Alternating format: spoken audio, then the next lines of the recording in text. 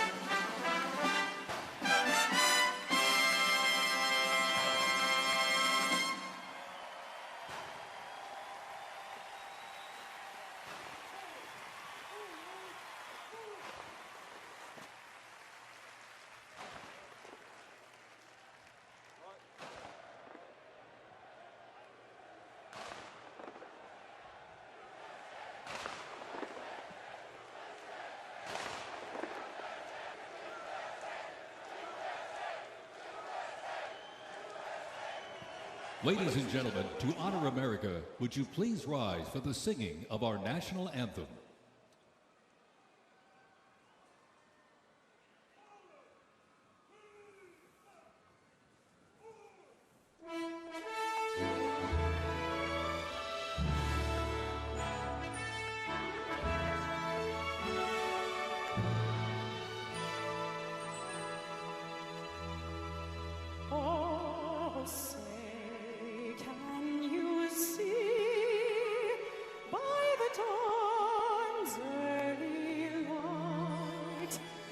So proudly we hailed at the twilight's last gleaming,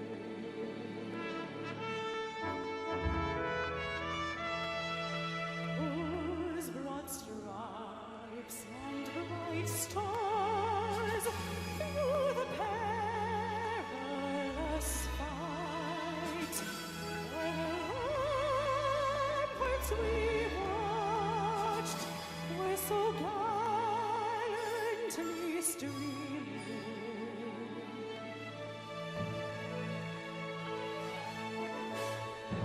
And the rockets red glare, the bombs bursting in air, gave proof through the night that our flag was still there.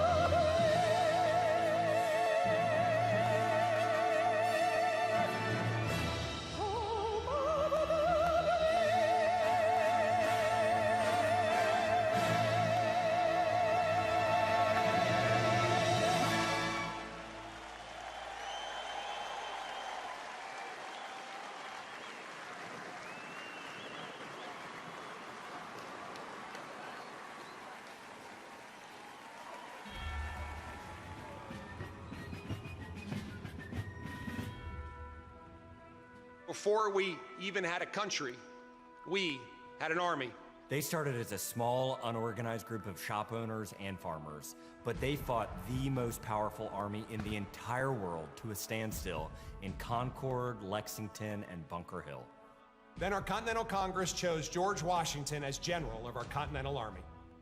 But it wasn't until 1 year later, on July 4th, 1776, that news arrived of the signing of our Declaration of Independence. Now we had a new army and a new nation. With little gunpowder, no shoes, bloody feet, few cannons, little training, and even less food. Valley Forge started in December. They went into winter camp in December of 1777. Approximately 2,000 Americans died that winter of disease. They lived through hell, but they never ever gave up. Not this army, not this first American army. Finally, Washington and his army arrived here at Yorktown, where they had General Cornwallis and his powerful British army trapped in this city against the sea. All of the preparation that Washington has learned through the course of those 6.5 years meets its full force here at Yorktown, and he employs it brilliantly. Sailing from the Caribbean, the French Navy arrived and took on the British fleet. Washington decided to make his move. Our men began digging to get closer and closer to the fort, finally getting within rifle and cannon range.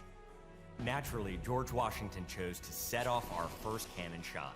The British had two small forts in front of the main fort. They were called redoubts 9 and 10. Then, on the moonless night of October 14th, the American and French forces attacked the redoubts. The hand-to-hand combat with bayonets, knives, and fists was bloody, to say the least. But within an hour, we were victorious. And as the sun came up the next day, Cornwallis looked out and realized he was in serious trouble.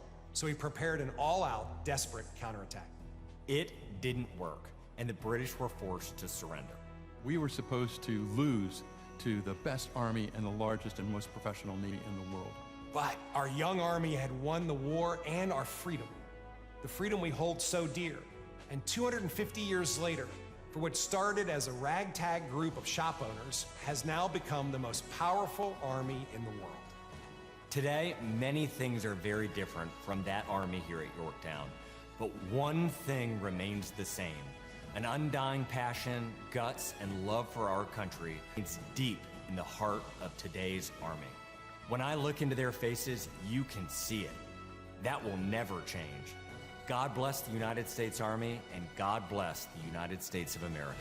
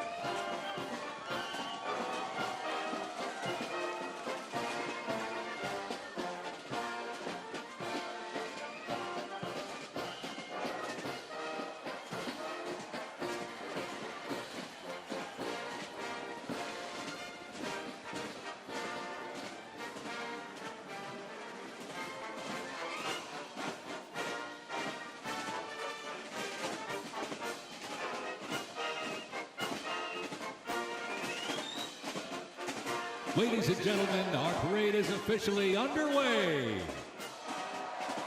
Up first, internationally renowned as one of the world's finest professional music organizations, the United States Army Band, Pershing Zone. They are the premier music organization of the U.S. Army, our nation's most senior service. Stationed at Joint Base Meyer-Henderson Hall, Virginia, it plays an important musical role in events of national and international significance. They were founded back in 1922 by Army Chief of Staff John J. Pershing. They're led today by Colonel Bruce R. Pulver and Drum Major Rob Moore. Today, Pershing's Own is playing a melody entitled The Army Goes Rolling Along. This was actually written in 1908 by the then Lieutenant Edmund Louis Snitz Gruber, which was a descendant of Franz Gruber, who composed Silent Night. It was originally written to be the 5th Artillery Regimental song titled The Caissons Go Rolling Along, and in 1956 the lyrics were revised by Harold Arberg as the official song of the U.S. Army, and then retitled The Army Goes Rolling Along. Pershing's Own carries on its century-old legacy, playing a march that brings pride to every soldier, the Army Song. The 3rd Infantry Regiment in the U.S. Army. Established back in 1784, the unit was dubbed the Old Guard by Major General Winfield Scott during a victory parade in Mexico City after the Mexican War. It is the U.S. Army's official ceremonial unit and presidential escort, conducting year-round tactical training to ensure the highest standards and utmost discipline of its soldiers. The unit routinely represents the U.S. Army and our nation in official ceremonies, major sporting events, and their own, the U.S. Army's own Twilight Tattoo. The Old Guard also maintains 24-hour vigil of the Tomb of the Unknown Soldier, while also conducting funeral services honoring our fallen heroes in Arlington National Cemetery. The regiment's 50 campaign streamer stand is a testament to its long, faithful service to our nation. Ladies and gentlemen, the 3rd Infantry Regiment, the Old Guard.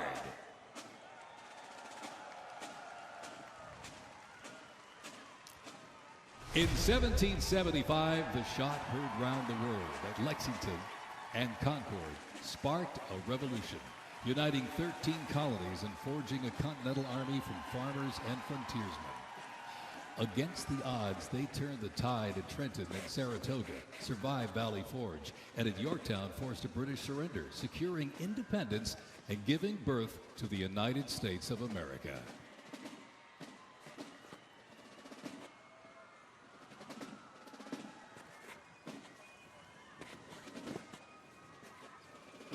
Before radios and field phones, sound was the signal.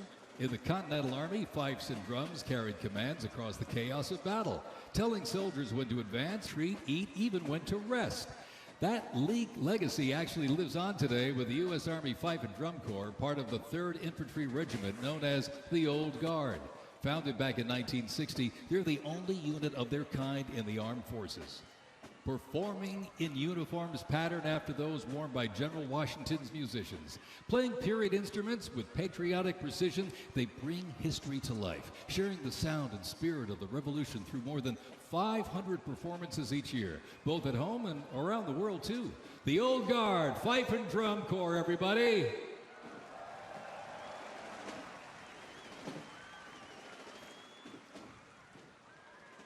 And now, from high above, ladies and gentlemen, celebrating 250 years, your United States Army parachute team, the Golden Knights.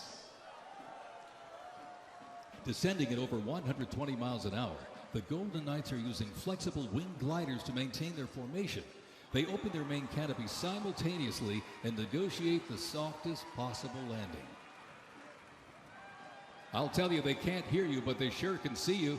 You can give them a great big wave, ladies and gentlemen. The Golden Knights, the finest parachuting team in the world.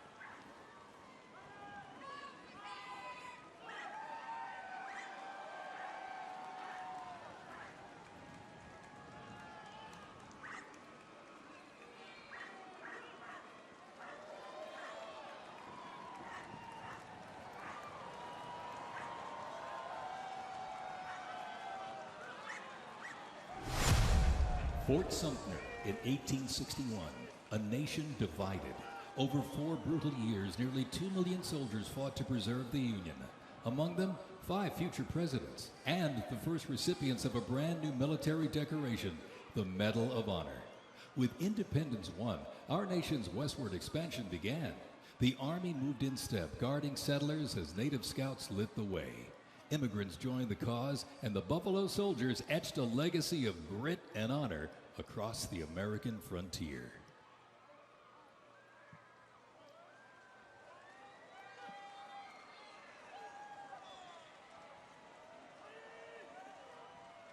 As they march by, a soldier's uniform signals their duty, their role, and their readiness.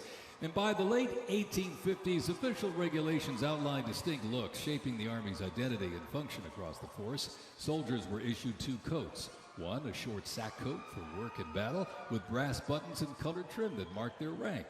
Well, by war's end, that rugged sack coat became the soldier's uniform of choice. As the war escalated, volunteer enlistment surged. Congress authorized support for a force of up to 500,000 new troops, answering the call to preserve the Union. As they representing the Civil War era of our nation's history is the 4th Infantry Division based out of Fort Carson, Colorado.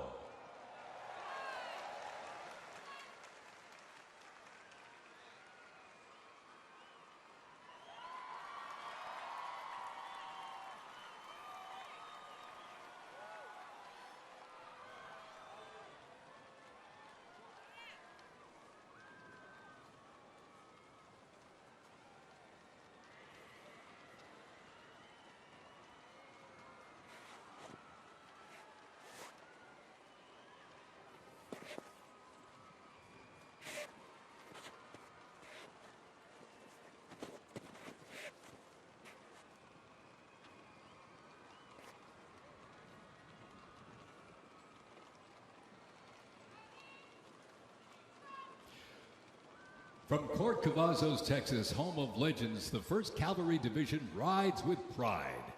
Born from the thunder of horse cavalry traditions of the Civil War, the 1st team forged its reputation on the front lines of history. They stormed Manila with the flying column, charged into Pyongyang as the first to breach the line and face the brutal crucible of Ia Drang, the first of 13 named campaigns in Vietnam where they proved their mettle. Today, that same warrior spirit lives on. You'll know the name, and you'll know them by their iconic cav hats, elite soldiers, and cutting-edge equipment. Tough, fit, fearless. The 1st Cavalry Division is a lethal, disciplined force that stands ready to fight and win anywhere, anytime, and the legacy rides on. This is the Cav.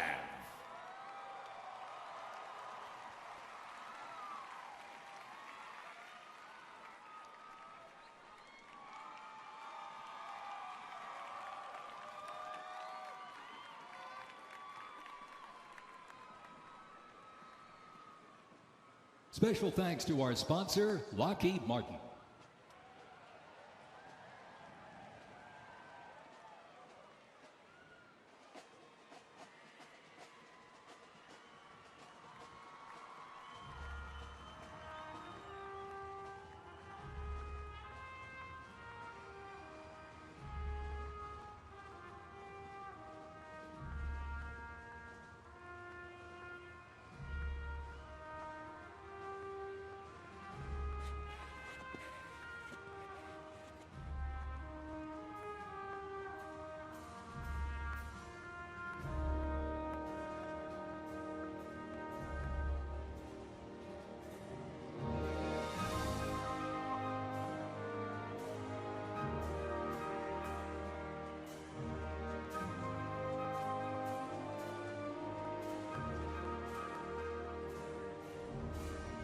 In 1914, years of escalating competition between European alliances culminate in the outbreak of the First World War. The 2 sides engage in a savage war of attrition, defined by opposing trenches, barbed wire, poison gas, and mass casualties. The United States initially maintained its neutrality, but was eventually drawn into the conflict in 1917. Despite having less than 130,000 soldiers at the beginning, the Army eventually grew to over 4 million, with nearly 2 million soldiers serving in Europe. In 6 months of fighting, nearly 50,000 Americans lost their lives, with another 190,000 wounded. The guns fell silent with the armistice of November 11th, 1918.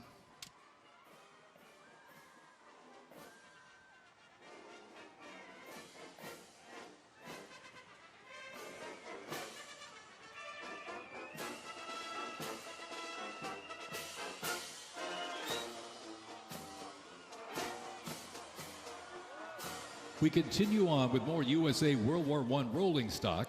This 1918 Dodge touring car was part of the legendary 1919 Transcontinental Convoy. 3,251 miles and 62 grueling days across the Lincoln Highway.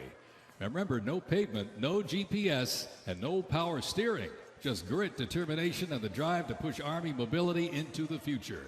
This car literally helped pave the way for the roads we rely on today, and reminds us when the Army moves, the nation follows. The 1918 Dodge Touring Car.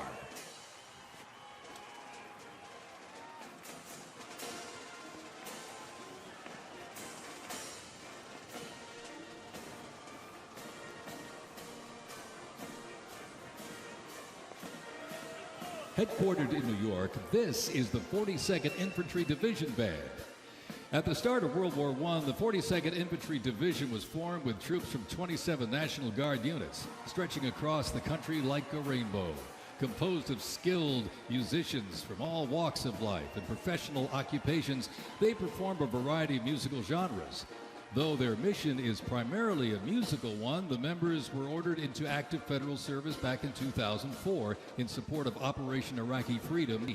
The band has also served in support of numerous state active duty missions, including cleanup efforts following Hurricane Sandy, distribution support during COVID-19, and recently, support for New York State Corrections. Commanded by Chief Warrant Officer 2 Ethan Wagner and led by Drum Major Sergeant First Class Drew Gans, the band is performing Over There, written in 1917 by Broadway composer and recipient of the Congressional Gold Medal George M. Cohan. Representing the World War I era is the 82nd Airborne Division, based out of Fort Bragg, North Carolina. You'll notice the unit is wearing replica World War I uniforms signifying the soldiers who served our nation during this time. When the Americans entered the Great War, our soldiers, under the command of General Blackjack Pershing, hit the trenches in the new standard. It was the olive drab winter service uniform. Now on their heads you'll see a steel helmet with sand-textured paint built to deflect deadly shrapnel from above. Not bulletproof, but battle tough. Nicknamed the Pershing boot, on their feet was the M918, 1918 French boot. It was designed to survive the brutal grind of trench warfare. And on their backs, the field pack, rations, ammo, first aid, and a gas mask. Everything a doughboy needed to fight and to win.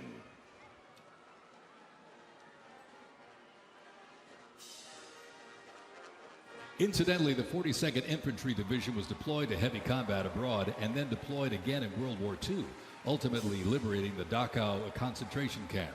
The 42nd responded to the terrorist attacks on 9/11.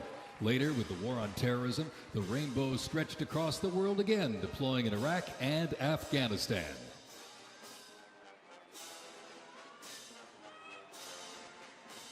Thundering into view, the pride of Fort Sill, the U.S. Army Artillery Half Section.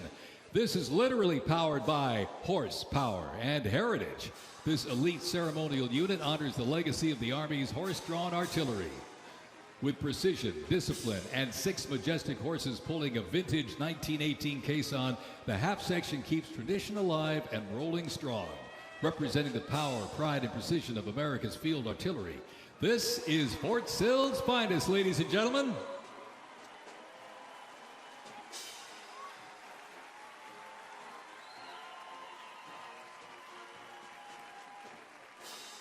Special thanks to our sponsor, Form Energy.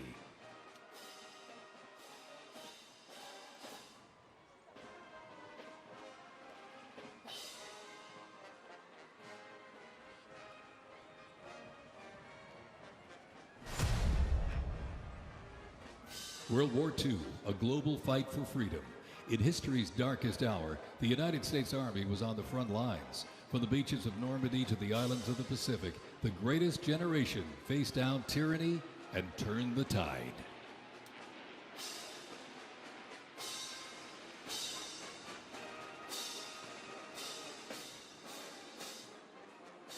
From bombers to fighters to transports, U.S. Army aircraft started to thunder across the skies in World War II. And take a look up there, ladies and gentlemen. Flying overhead right now. They are fast, they are fierce, and famously used in the Doolittle raid over Tokyo. Leading up front, the mighty B-25 Mitchell. Up next, the Cadillac of the sky, the P-51 Mustang. From the sky, we're back down on the ground. In World War II, one vehicle led the charge, the legendary quarter-ton 4x4 command recon vehicle, the Jeep. You might have a Jeep in your driveway, but not like this. The U.S. Army truck quarter-ton 4x4 command reconnaissance, better known as the Jeep, was an iconic vehicle of World War II and was the world's first mass-produced four-wheel drive vehicle. The Army used the Jeep for almost every military activity, including command vehicles, scout cars, and medical ambulances. Fast, rugged, the Jeep became a symbol of American ingenuity.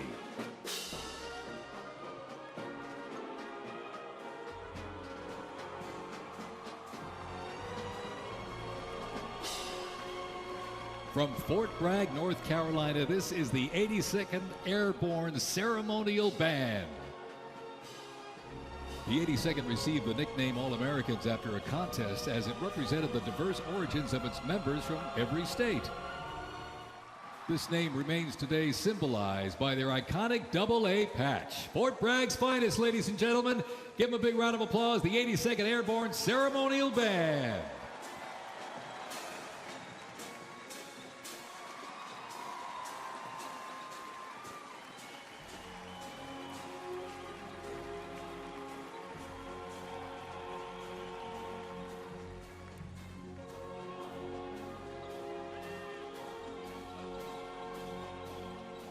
In a global fight like World War II, the U.S. Army knew our troops needed more than courage. They needed innovation. Uniforms evolved for every environment, but olive drab remained the mark of the American soldier. Shaped by lessons from the trenches of World War I, the Army introduced two battlefield essentials: the M1 helmet, tough, stable, and built to protect under fire, and the M1 Garand rifle, powerful and fast. It gave American troops a very clear edge. General George S. Patton called the M1 rifle the greatest battle implement ever designed, and history proved him right.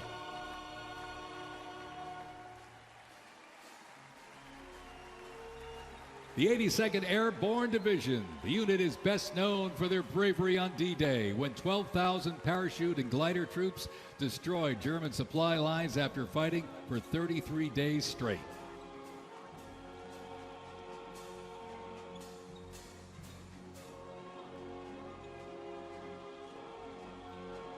The 101st Airborne Division, based out of Fort Campbell, Kentucky, traces its lineage back to 1918 when it first established as the 101st Division. Known for their ability to rapidly deploy across the world, the unit has held a crucial role in operations since its inception. From parachuting behind enemy lines on D-Day to leading helicopter assaults in Vietnam, the 101st redefined modern warfare. In the 50s, the Screaming Eagles stood tall at home, protecting the Little Rock Nine during the fight for civil rights. In recent decades, they've been sent across the world with stints as far as the Middle East, where they took part in Operation Desert Storm and participated extensively in the war on terrorism in Iraq and Afghanistan. The Screaming Eagles continue to lead the way as tomorrow's division in today's Army.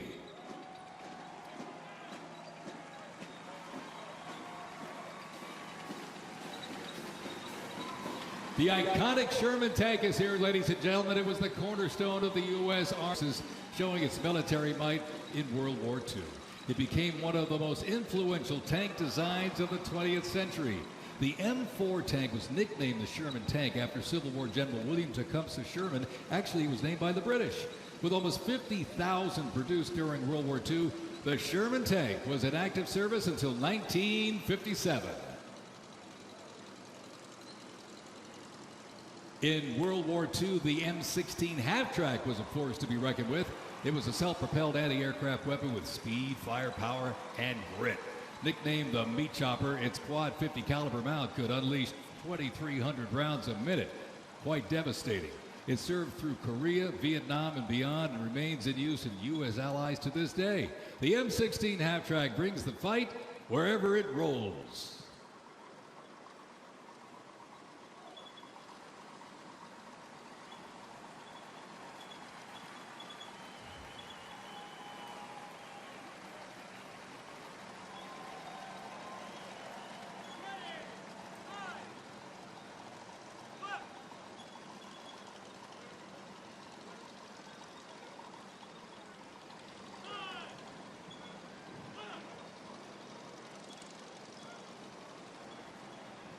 The U.S. Army Transportation Corps motto states, "Nothing happens until something moves." That was never more true than with this. Look at this, the 2.5-ton Chevrolet Deuce and a Half. 10,000 pounds of cargo and was the backbone of the Red Ball Express that kept the Allies supplied after D-Day in World War II.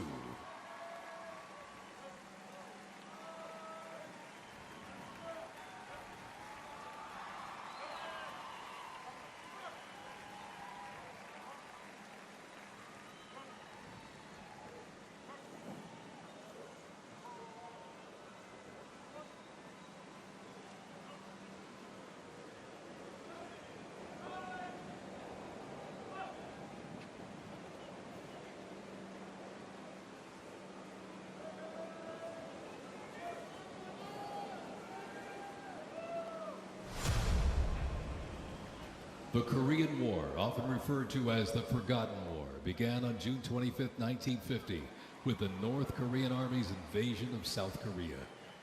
A coalition of South Korea, the United States, and other United Nations members defeated the invasion and advanced into North Korea. The coalition fought and defeated 2 Chinese offensives in the spring of 1951.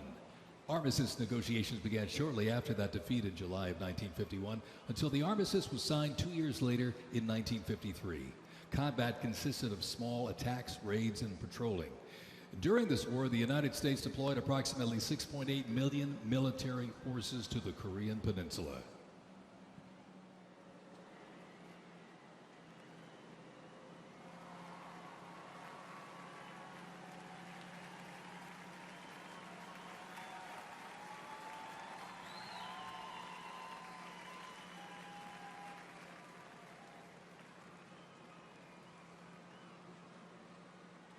Special thanks to our sponsor, Coinbase.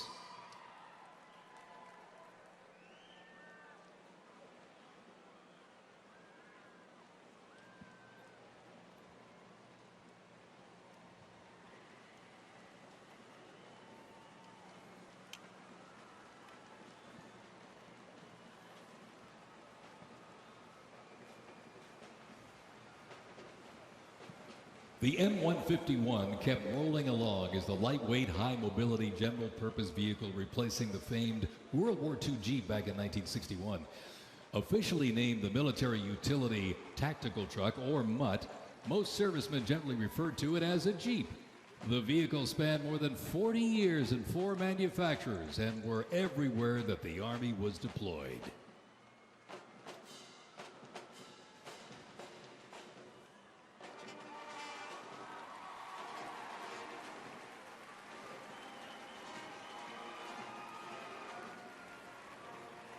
Another rolled by earlier, and at 2.5 tons, this Deuce and a Half, the M35A2 classic military transport truck, was a mainstay of the U.S. Army for decades, particularly during the Vietnam War and Operation Iraqi Freedom.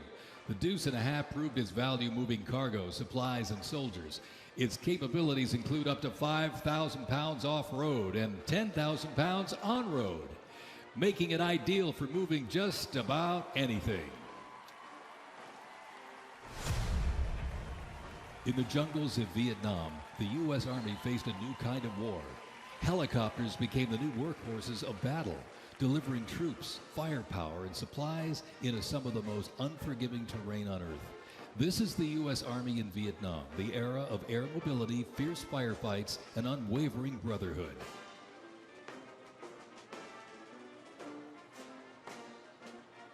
And over the music marching through, the roar of these legendary Army helicopters takes to the air. Flying overhead right now, they help define the Vietnam War. That staccato beat of the rotor blades was a welcome sound to many troops mired in combat. From transport and medevac to close air support and reconnaissance, they brought the fight to the front and pulled the wounded to safety. The OH-6 Cayuse scouted the terrain with unmatched agility. The AH-1 Cobra, also nicknamed the Snake, brought serious firepower.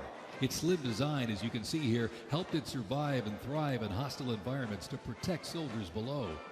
And the icon of the era, the UH-1 Huey, the first turbine-powered helicopter in service with the U.S. military. There was nothing the Huey couldn't do. general support, air assault, cargo transport, medic evacuation, and ground attack missions. The Cayos, Cobra, and Huey, ladies and gentlemen, three iconic Army symbols in the sky.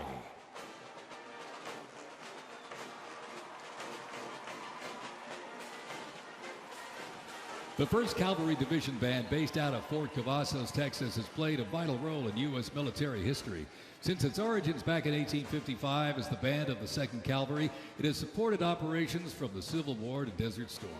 Over time, it's evolved into a powerful force, using music to strengthen bonds between soldiers and engage with communities.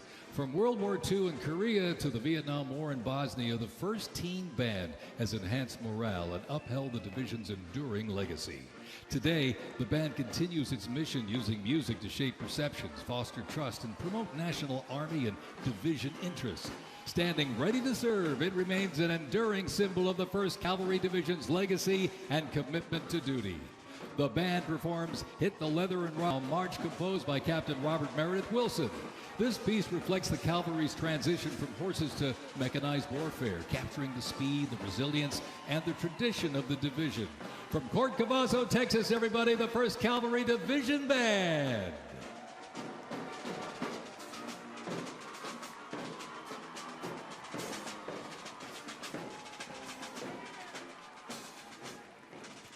The U.S. Army deployed large numbers of troops in support of the Vietnam War. The first contingent of U.S. Army advisors arrived in Vietnam in the late 1950s, and that quickly grew to a small team of around 100 soldiers, which then expanded to more than 600 over the next decade. As the war intensified, troops' numbers quickly grew as the war between the South Vietnamese government and the communist insurgents supported by North Vietnam intensified. By January 1969, more than 364,200 soldiers organized around 7 divisions and 20 separate combat brigades. The United States began withdrawing its forces in July of 1969, and the last Army combat unit left South Vietnam in August of '71.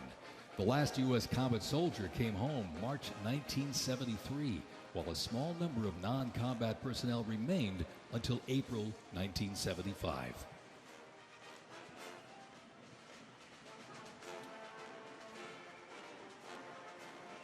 Representing the Vietnam War era is the 101st Airborne Division based out of Fort Campbell, Kentucky. The unit is wearing replica Vietnam War uniforms signifying the soldiers who served our nation during this time. Blistering heat, thick humidity, and unforgiving terrain demanded uniform innovation, and the Army, they delivered. New lightweight uniforms were constructed to move with the soldier. The M16 replaced the M1 Garand, calling for redesigned ammo gear and faster reloads in combat. Body armor got smarter, jackets and trousers got lighter, and field equipment was reimagined to meet the mission head-on. Gone were the heavy Mickey Mouse boots, replaced by canvas tropical combat boots that offered better grip, faster drying, and all-day endurance.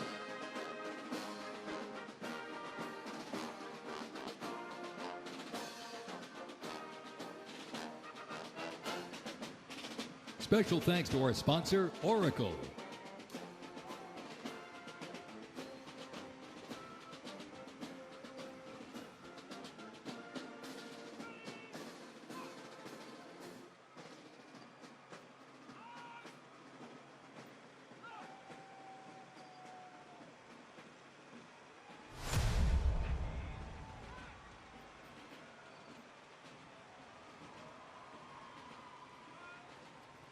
When Saddam Hussein's Iraq invaded Kuwait in August 1990, the U.S. Army deployed to Saudi Arabia to deter further Iraqi aggression in the region for what was known as Operation Desert Shield.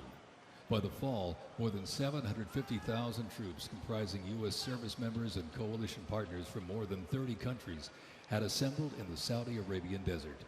In mid-January 1991, the U.S.-led coalition began Operation Desert Storm, which kicked off with an intensive air campaign designed to knock out key Iraqi infrastructure and weaken Iraqi forces. The ground offensive was launched in early 1991, where military forces overwhelmingly destroyed enemy tanks and vehicles. After only 100 hours of ground combat, coalition troops liberated Kuwait, and the Gulf War ended with Iraq's surrender.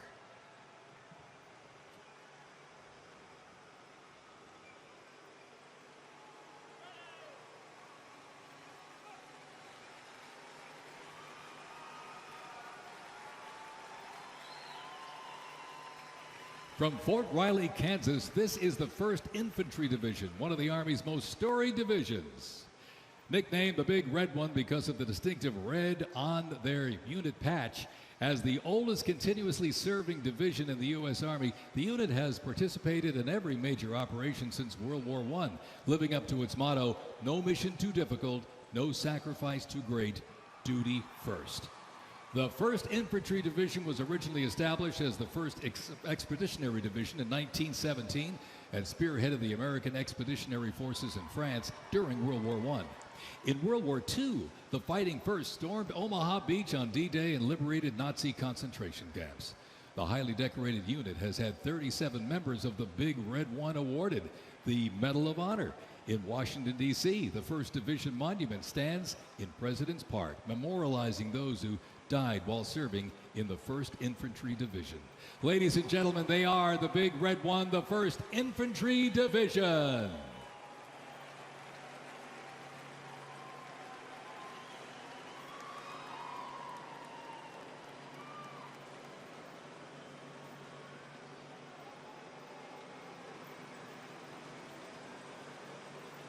More military rolling stock. During Operation Desert Storm, the M2 Bradley fighting vehicle proved its value on the battlefield. It is fast, it is tough, and it is lethal. Named for General Omar Bradley, a leader for Point's famed class of 1916, the Bradley was built to carry troops into combat with protection and power. Armed with a 25mm chain-driven cannon and twin-tube-launched, optically tacked, wire-guided missiles, it played a critical role in clearing the way during the ground assault into Iraq. While the Paladin looks and sounds like a tank, it is technically a self-propelled howitzer and was first introduced back in the 1960s. Over the years, it's been upgraded to perform in versatile battlefields from Vietnam to the Soviet Union to Iraq.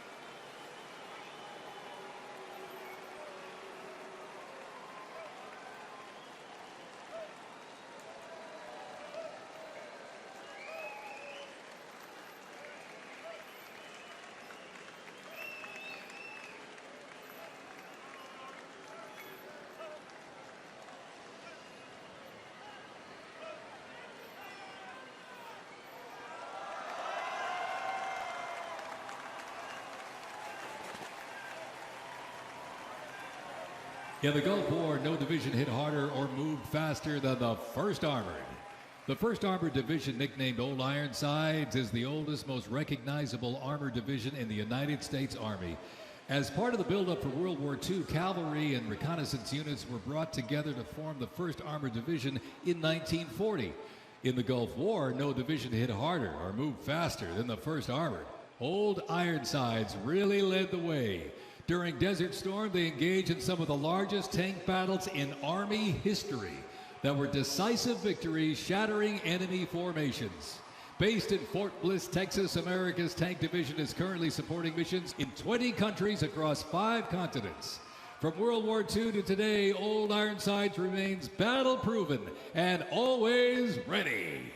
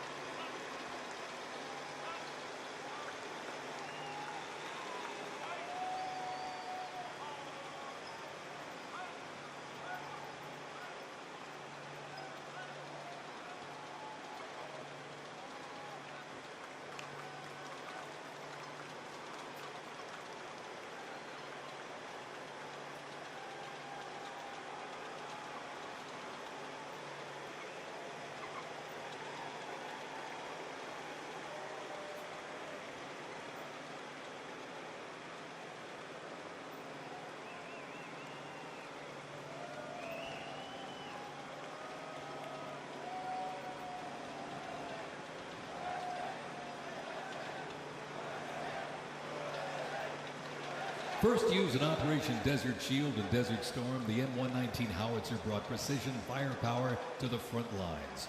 Lighter and more mobile than larger artillery, it was built for the infantry brigade, able to fire high into the air or directly at the target depending on the mission. Whether used in battery formation or as a standalone support weapon, the M119 delivered reliable, responsible fire when it mattered most. Still in service today, including on the front lines in Ukraine, it remains a trusted part of the Army's arsenal.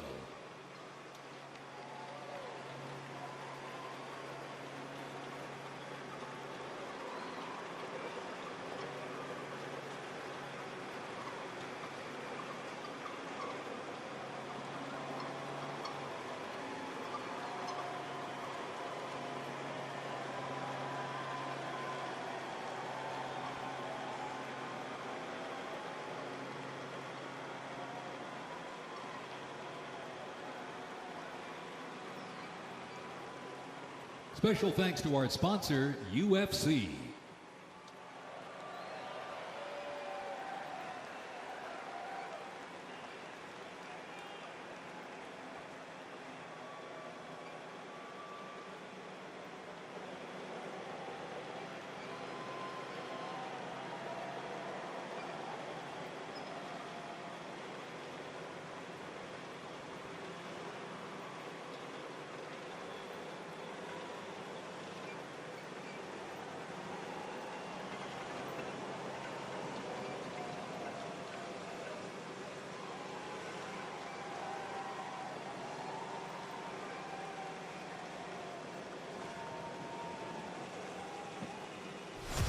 September 11, 2001, terrorists destroyed the World Trade Center in New York City and struck the Pentagon in Washington, D.C. using commercial airliners. In response, the U.S. launched the global war on terrorism. The U.S. would stop potential threats around the world and take the fight to terrorist groups and the nations that back them. The Army immediately deployed forces to Afghanistan to destroy Osama bin Laden's al-Qaeda terrorist organization and depose his sponsors, the ruling Taliban. The 2003 President Bush expanded the war to Iraq. Soldiers and other armed services overthrew Iraq's dictator Saddam Hussein. The fight to stabilize Iraq and prevent terrorist groups from overthrowing its new government continues to this day.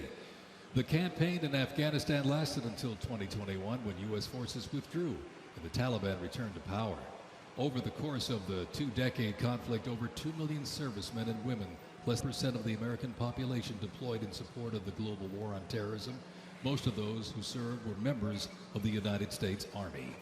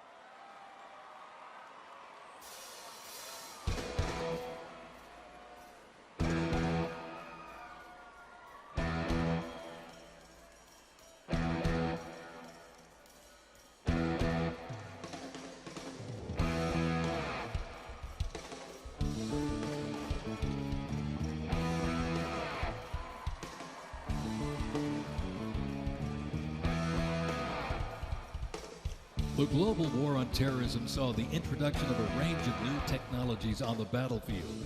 The 8-wheeled Stryker Armored Combat Vehicle is the first new military vehicle to enter service in the U.S. Army since the Abrams tank back in the 1980s. The vehicle was developed to fill a gap in the Army's inventory between a lighter infantry and heavy armored unit. The Stryker Armored Combat Vehicle enables the team to maneuver in close and urban terrain, plus provide protection in open terrain and transport infantry quickly to critical battlefield positions. The first Stryker vehicles were fielded back in 2002 with the 1st Stryker Brigade combat team deploying to Iraq in 2003.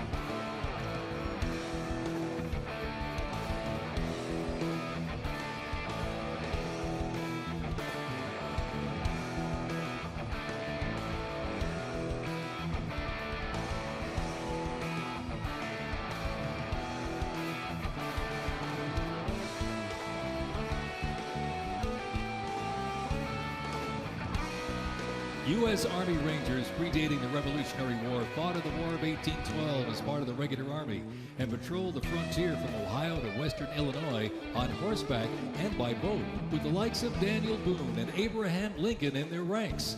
After the 9/11 terrorist attacks, Rangers were called upon to lead the way in the global war on terrorism.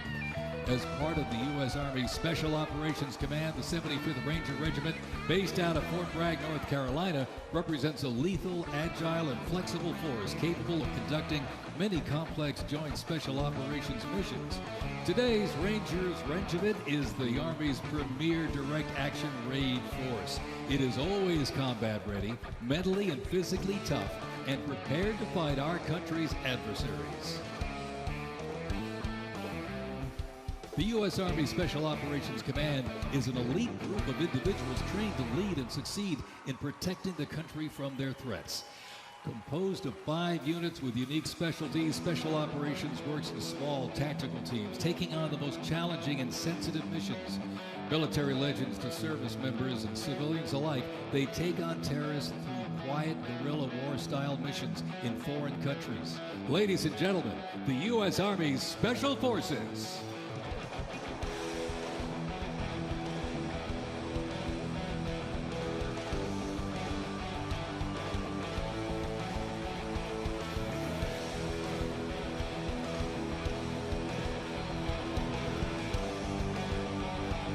The Stryker Brigade Combat Team combines the capacity for rapid deployment with survivability and tactical mobility. Adaptability and continuous transformation to overcome our enemies is vital. Fighting an elusive enemy in distant places and at home requires new tools such as unmanned aerial vehicles for surveillance and the Blue Force Tracker to see real-time details of troop movements. The United States does not face the challenging international environment alone. Our network of allies and partners is an advantage that our adversaries can never hope to match. Over 80 nations have fought alongside the United States or assisted in during the global war on terrorism.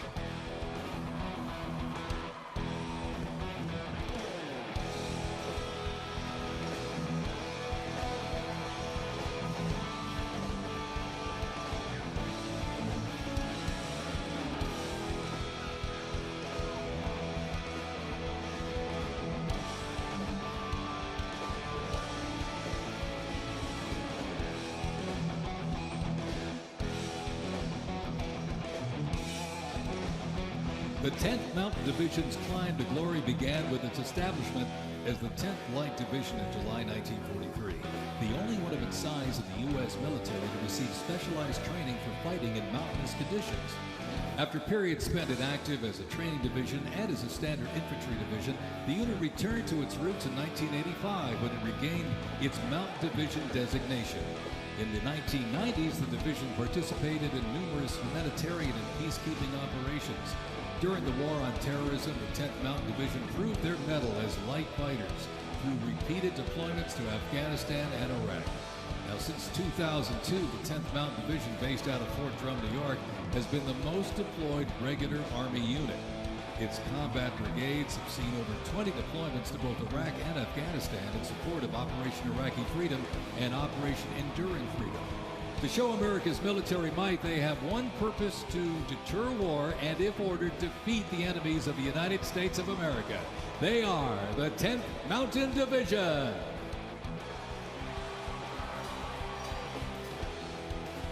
Investments in cutting-edge systems, drone technology, and ability strengthen the force, equipping soldiers with tools they need to protect the country and defend democracy. The Army has 8 Stryker Brigade combat teams, 6 in the component and 2 in the National Guard. More than 2/3 of the 7,000 servicemen and women who sacrificed their lives fighting the global war on terrorism were part of one of the Army's 3 branches: active duty forces, the Army Reserve, and the Army National Guard. The Army is continuously transforming to deter aggression to ensure our adversaries cannot outrange or outpace us. This transformation is not just about adapting, it's about maintaining dominance, ensuring that America's Army remains unmatched in its speed, flexibility, and ability to support the nation's strategic priorities.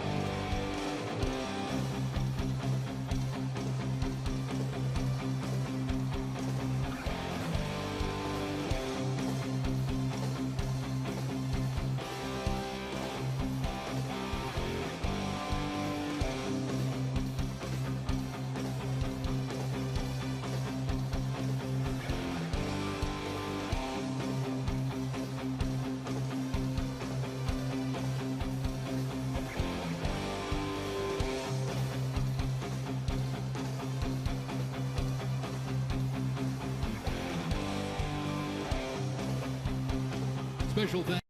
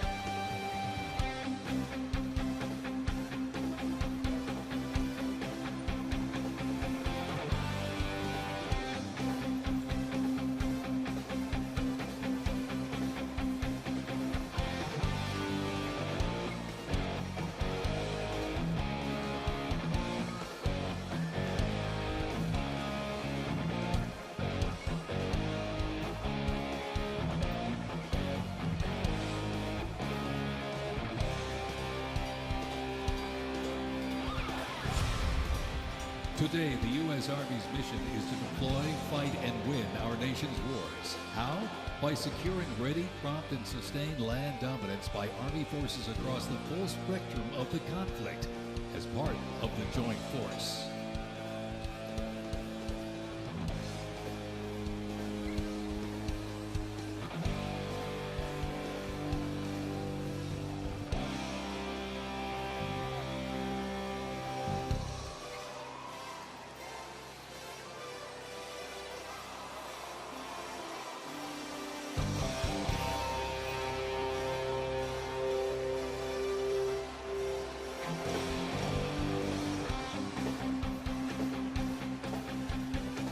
Keeping the Army forces battle-ready and nimble makes transportation for the U.S. Army a very vital element.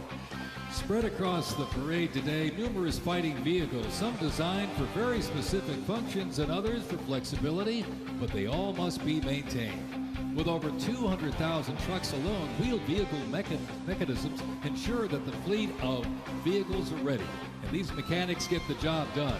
This convoy starts with the M777, a lightweight howitzer. These lightweight howitzers may not look particularly lightweight, but are made from titanium. They are 7,000 pounds lighter than their predecessor, the old M198. Used by the Army since 2005, the M777 is currently being used in Ukraine. Weighing only 4,700 pounds, the M119 howitzer is smaller and is used by infantry brigades, particularly for air assault missions. It was first used in Operation Desert Shield and Desert Storm in 1991 and is also seeing active use in Ukraine.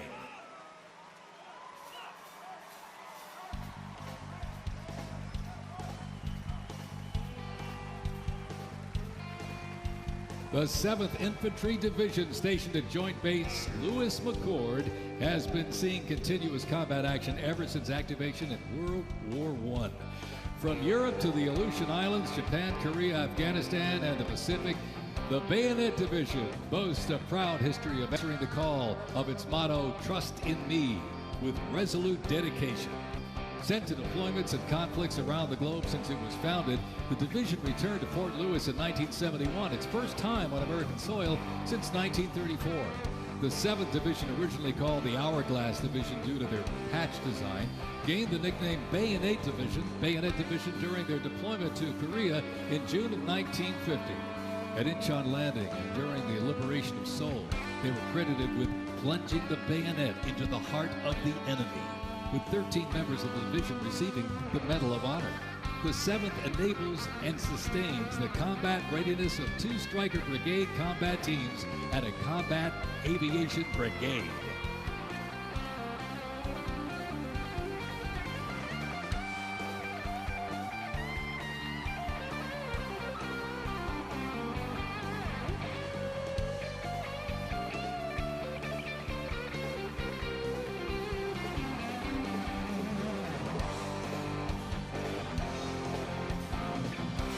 With the American soldier, the cornerstone of everything the Army does, we are continuously transforming. Army careers span the spectrum from attorneys to astronauts and mechanics to engineers.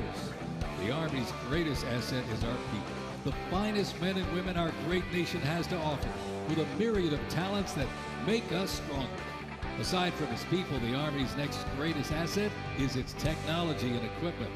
Coming up next, these vehicles offer a glimpse of what the Army employs for readiness and battle. The portable howitzers and the portable Abrams tank were used extensively in the Gulf War, along with Bradley tanks and the infantry squad vehicle. The ISB provides enhanced tactical mobility of an infantry brigade combat team. This allows commanders greater freedom of movement and action. The ISB provides the warfighter with increased flexibility to ensure infantry units maintain momentum to achieve mission success.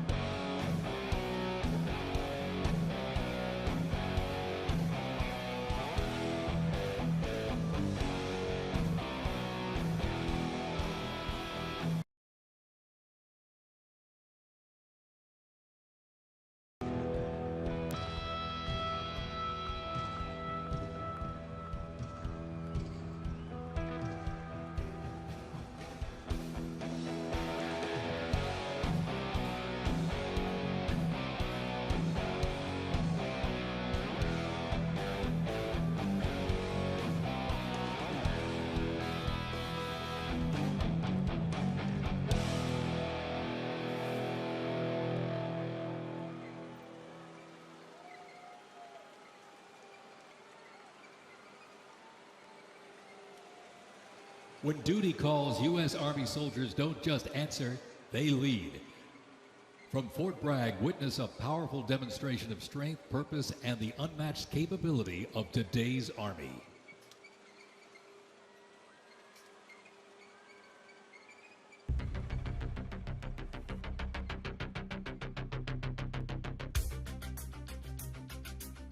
The Army has made me see my potential, and I feel like it's molded me into a better person. I grew up in a very patriotic household. My grandfather, he served in World War II, and his brother, my uncle, served in Vietnam. I can do this. If they can do this, I can do this. When I was born, my dad was still serving in the military, and him coming home in his uniform, I'm like, yeah, I want to do that. Clear for takeoff. My motivation, I think it follows in line, I think, with what my family's done is kind of a sense of duty to serve our country and give back since it's given us so much. I'm a very, let's say, timid person, but definitely helped me become a more confident person.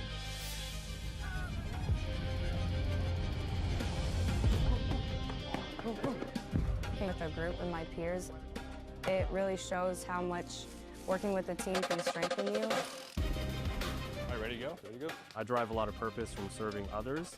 I think serving something bigger than myself gets me out of bed every day. If you follow it up, you follow it.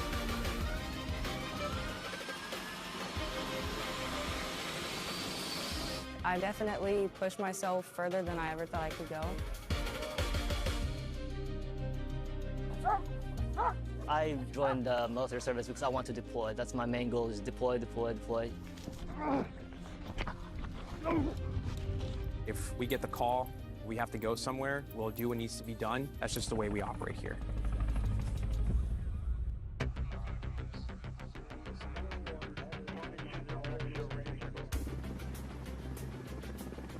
This is one of the few jobs in the nation where we all take an oath to say, I'm willing to put my life on the line for you, and they're willing to put their life on the line for me. This is what we train for. This is what I want to do. My team leaders and squad leaders, they know exactly what to do. Check equipment, check weapons, check ammo.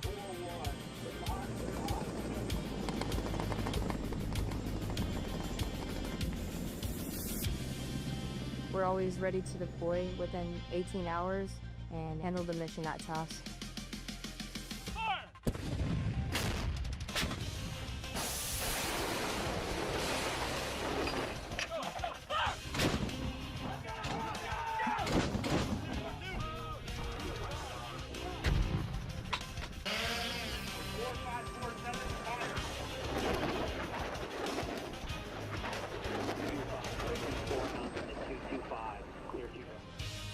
We jump so frequently so that our jump masters and the paratroopers are ready to deploy. I'm very passionate about being a jump master. The paratroopers, they see you and, you know, they believe in you. I love to instill that confidence with my passion into those paratroopers. It's a rush. It's great. Drop them cleared for personnel drop.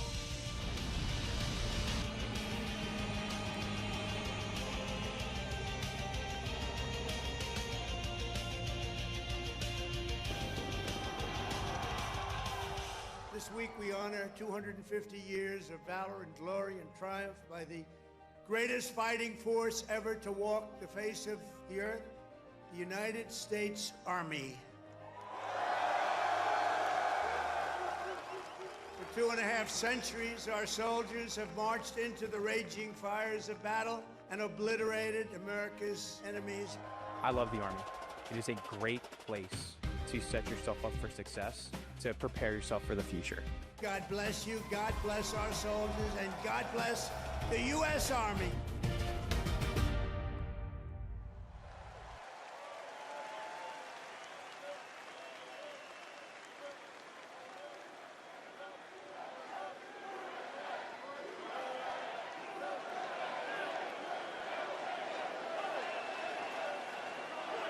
Joint Base Elmendorf, Richardson, Alaska is the home to America's Arctic Angels, who execute expeditionary operations worldwide, conduct multi-domain operations in the Indo-Pacific Theater and on order decisively defeat any adversary in extreme cold weather, mountainous and high latitude environments through large-scale combat operations. The Angels are the Army's only Arctic division.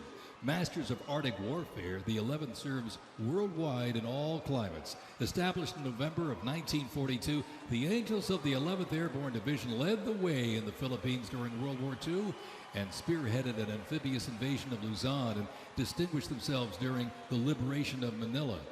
After periods spent inactive and stationed in Germany from 1963 to 65, the division operated as the 11th Air Assault Division with the mission of testing and refining the Army's helicopter-centric air mobility doctrine.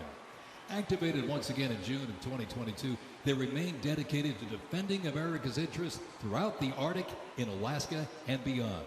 The 11th Airborne Division, America's Arctic Angels.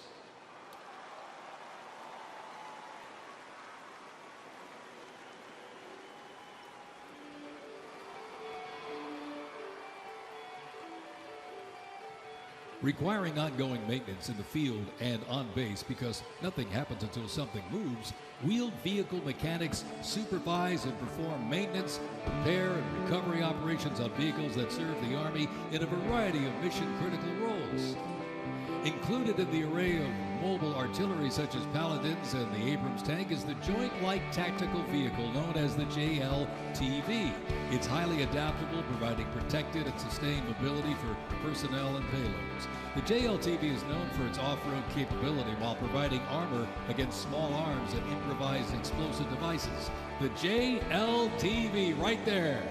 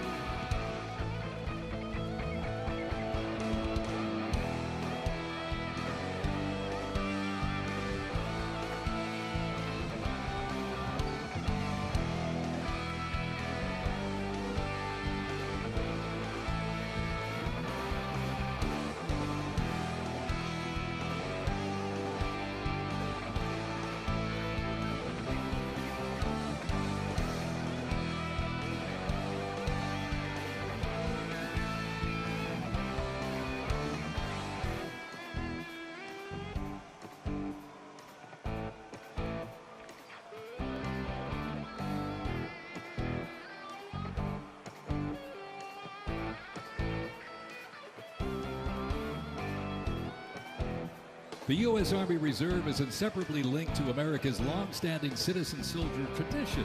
Organizationally, the Reserve's roots lie in the Medical Reserve Corps, established back in 1908 to provide a ready reserve of medical manpower. This organization was folded into the new offices of the Officers Reserve Corps in 1917. Reserve organizations furnished crucial manpower to the Army during World War I and were merged into 1920 into the Organization of Organized Reserve. During World War II, the Army activated 26 organized reserve infantry divisions, and roughly a quarter of the Army's officer corps came from the reserve during the conflict. During the Korean War, the Organized Reserve Corps was reorganized and redesignated the U.S. Army Reserve. The Army Reserve has since served as a vital source of manpower for the force during times of need, gradually transitioning from a strategic force to an operational force in response to the pressures of the war on terrorism. In the 170,000 Army Reserve soldiers and 11,000 civilians serving their home communities, and when needed, they can quickly mobilize. The Army can't deploy, they can't fight or win without the Army Reserve. They are an important component of Army readiness. Let's have a big hand for the Army Reserve.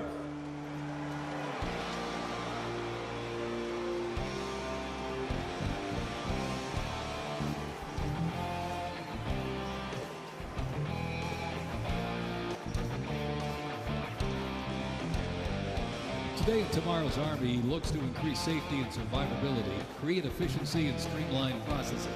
The Stryker is a great example of assessing evolving needs and developing the solution. Strykers provide a balance between heavy armor and infantry brigade and combat teams.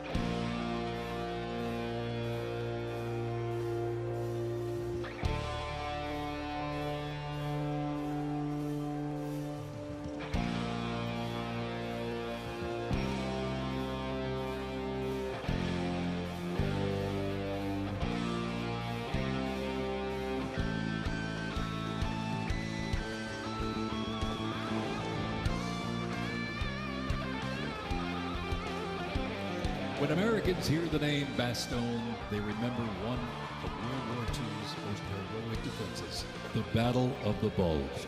Surrounded by German forces in the frozen forests of Belgium in December 1944, soldiers of the 101st Airborne held the line.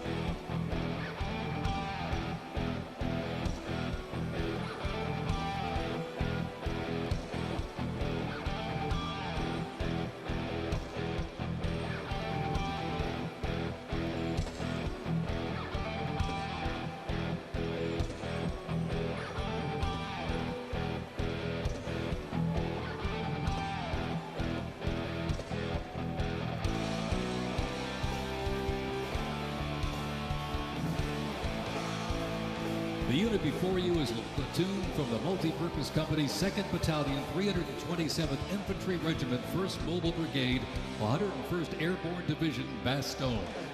They are showcasing the Army's Transformation in Contact Initiative, a program that allows the Army to rapidly test, evaluate, and equip our soldiers with the newest technologies.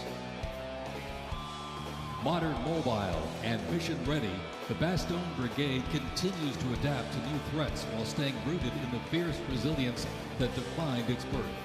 They are carrying the next-generation squad weapons, the XM7 and XM250, both equipped with the XM157 optic.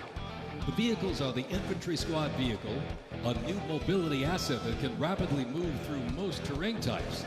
The trailer is the S-MET, and it's capable of carrying heavy loads under its own power through restrictive terrain. This platoon is equipped with 3 types of small unmanned aerial systems. They are the Ghost X, located on the S-MET, the C-100, and right above us there, the X-10D, which are flying above the formation right now.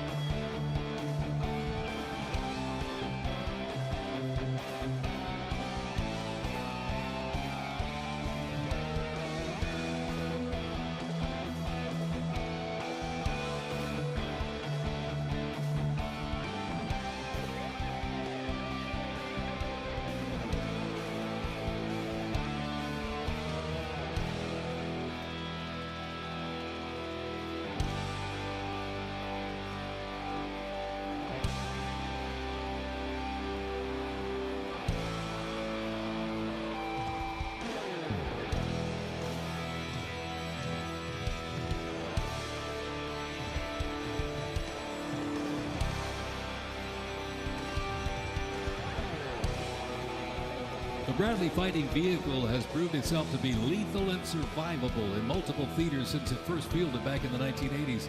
Designed as a troop transport, tank killer, and to match speed with an Abrams tank, the Bradley is a fierce fighting machine. The Bradley accompanies American troops often with the M1A1 Abrams tank, nicknamed the Beast and Whispering Death because of its firepower, accuracy while moving, and its stealth. Together, they offer mobility and firepower, a fearsome combination.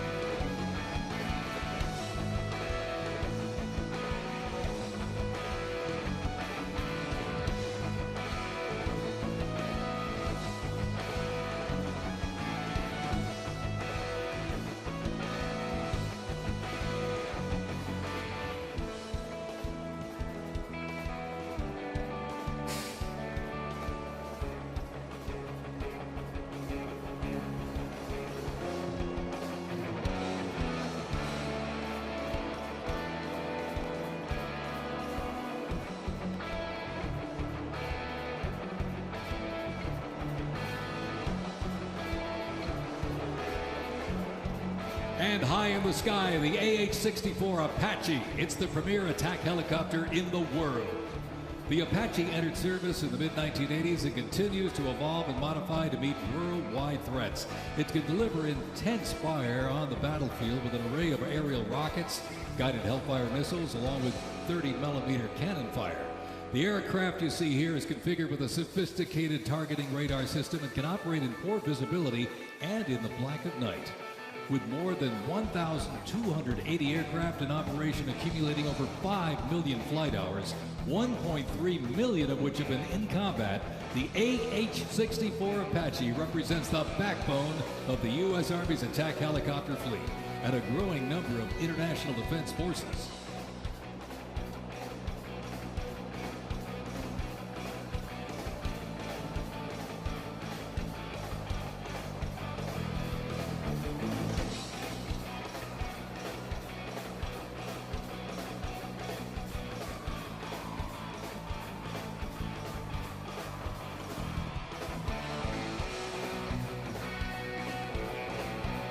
Special thanks to our sponsor, Lockheed Martin.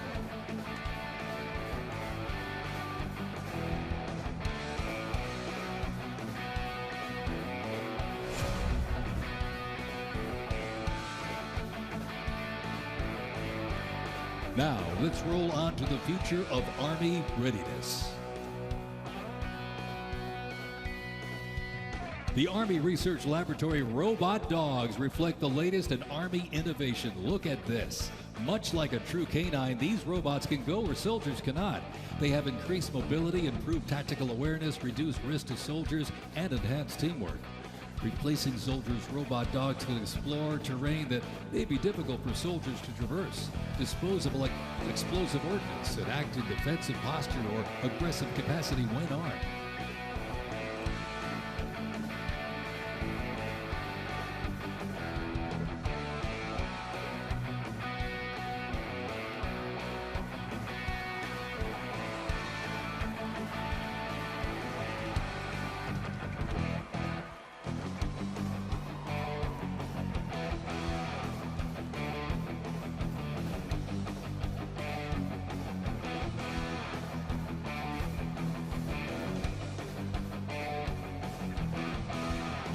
The Ghost Robot Dog is another innovation that can adapt seamlessly for various missions from recon to bomb recognition. These dogs reduce risk and support soldiers completely in high-stakes missions. They have a standard walk speed of 2 miles per hour and are working towards 6.7 miles per hour sprint.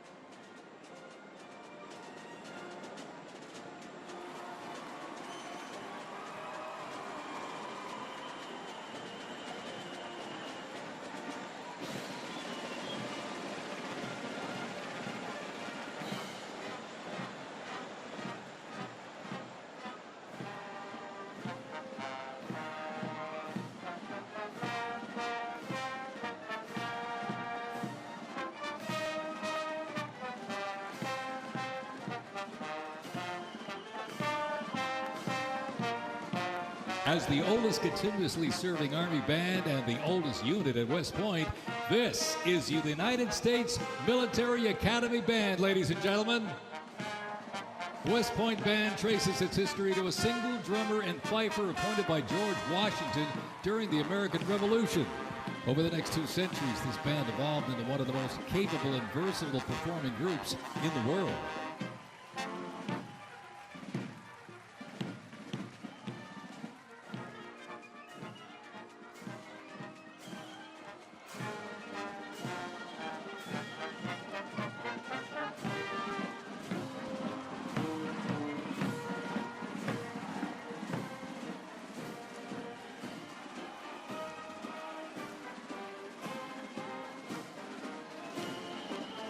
one of the most prestigious institutions in the world where leadership is forged and duty becomes destiny. This is West Point, where Army leaders are made. With the motto of duty, honor, and country, West Point trains the best and brightest to serve their country as Army officers. Founded back in 1802 by President Thomas Jefferson, West Point is the home of the Long Gray Line, a legacy of courage and excellence that includes 77 Medal of Honor recipients, 2 U.S. presidents, Grant and Eisenhower, and numerous generals, including John J. Pershing, Douglas MacArthur, and Norman Schwarzkopf.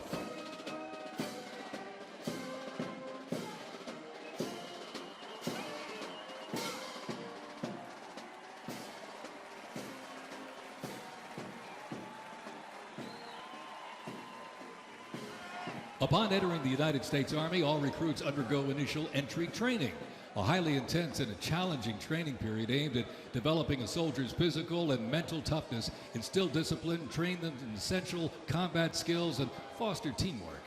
IET transforms civilians into soldiers based on the 7 core Army values: loyalty, duty, respect, selfless service, honor, integrity, and personal courage.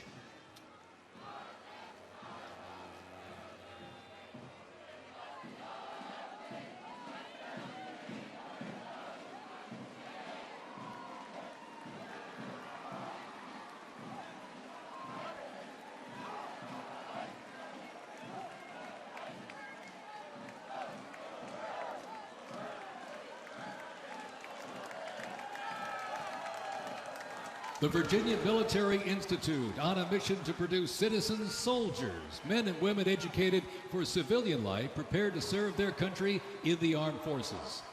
VMI counts a Nobel Prize winner, 11 Rhodes Scholars, generals, 7 Medal of Honor recipients, and a Pulitzer Prize winner among its graduates. As one of the nation's senior military colleges, students at Virginia Military Institute can participate in Army ROTC or the Corps of Cadets. While cadets in the Corps can serve in any branch of the United States military or pursue other careers, those in Army ROTC earn their commission as officers, ready to serve on active duty in the National Guard or Army Reserve. Each year, the Army Senior ROTC Blue Ridge Battalion commissions approximately 130 second lieutenants, ensuring that excellence in leadership continues in generations to come.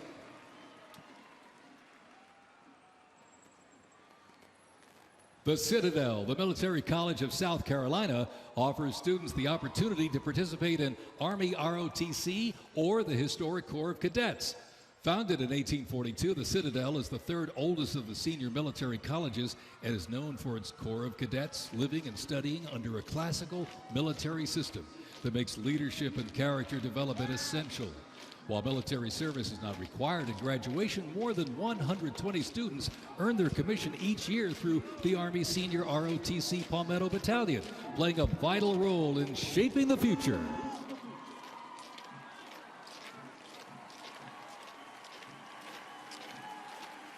As one of the nation's senior military colleges, Texas A&M University is home to both Army ROTC and the renowned Corps of Cadets. The Corps of Cadets' central purposes has remained building individuals that exemplify respect, excellence, leadership, loyalty, integrity, and selfless service. Students at the university who participate in the Army ROTC earn their commission as officers ready to serve on active duty in the National Guard or Army Reserve. Each year, the Army Senior ROTC Warrior Training Battalion at Texas A&M proudly commissions more than 90 second lieutenants and is honored to shape the future leaders of the U.S. Army.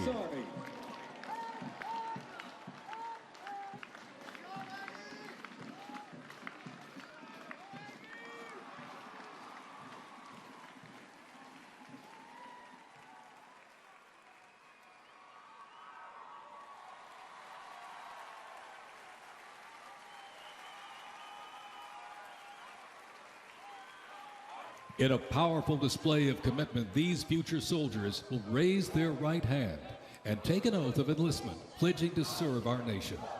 This joint formation is proudly led by the Joint Task Force, National Capital Region, and the Military District of Washington Retention Team.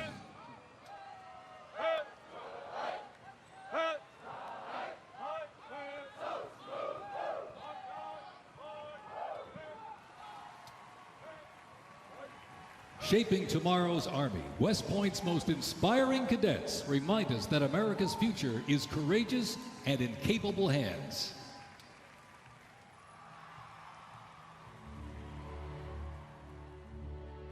The pride to serve my country knows that I'm doing it not for myself.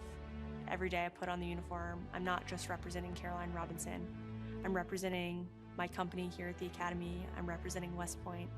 I'm representing the United States Army, and ultimately, I'm representing the United States of America. I really came to West Point because belief in the American dream and giving back to our country. You're a part of something that is much bigger than yourself. You're a part of a tradition of excellence and a legacy that's connected not only to the Academy, but to the American Army. I'm surrounded by people who want to make themselves better and serve our country. Excellence is their baseline, and that to me is what it means to be a West Point cadet. From the earliest days of our nation, this supreme tradition of American military service has been passed down from soldier to soldier and generation to generation, and it's a beautiful thing to watch. My brother preceded me here, and originally I didn't really know what West Point was until he came. But when I saw the mission that they were committed to, of upholding the principles of American democracy and protecting the Constitution, I knew it was somewhere I had to be.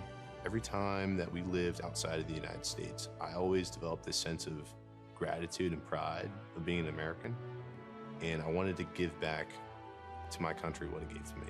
And it wasn't until I zipped up the blouse and I put the belt on for the first time that I realized that I was going to be serving my country, and it felt right. West Point was the place that I needed to be, and more importantly, the Army was where I wanted to be. I just looked to the left and right over basic training and realized that we all had the same American patch on our shoulders, that we're all fighting for the same thing. I mean, there was no better feeling in the world knowing that every single person around you is committed and willing to die for that mission. You came for excellence, you came for duty, you came to serve your country, and you came to show yourselves that you are among the smartest, toughest, strongest, most lethal warriors ever to walk on this planet. What excites me the most about my future in the Army is the opportunity that I'm going to have to give back to the American soldiers that I'm going to be leading. Because ultimately, they don't get to choose. And to me, it's that burden of responsibility to be the best leader. And as a young officer, that's going to be exactly what I get to do. I was the cadet basic training first detail for the first 3 weeks. I got to see the new cadets come in from their families' homes and being in process on their very first day and watching them grow so quickly. I would do all the formations, and I looked out at these 1,000 new cadets, people who just come out of high school. They were completely different people. I don't think there's an institution in the country like West Point where the student body is so committed to furthering the mission of America and ensuring our democracy and freedom for generations to come. I'm really surrounded by the best of the best, and that's when I realized this is a place that I absolutely want to be. West Point itself is an amazing institution, but it only provides opportunities. The people here have to choose to take those opportunities and grow and lead and serve. And the people here want to do that. And I'm proud to be a part of that. And I would tell any high schooler who is considering it, you won't regret it.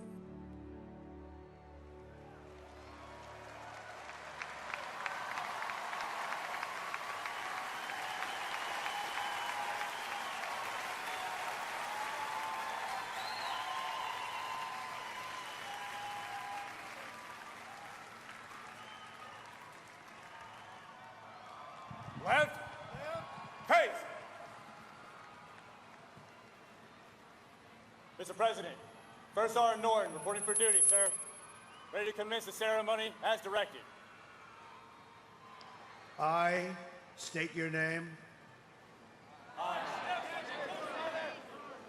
Do solemnly swear that I will support and defend the Constitution of the United States of America against all enemies, foreign and domestic, that I will bear true faith and allegiance to the same, and that I will obey the orders of the President of the United States and the orders of the officers appointed over me according to regulations and the Uniform Code of Military Justice. So help me God. So help me God. Congratulations, congratulations. Welcome to the United States Army, and have a great life. Thank you very much. Have a great life. Thank you.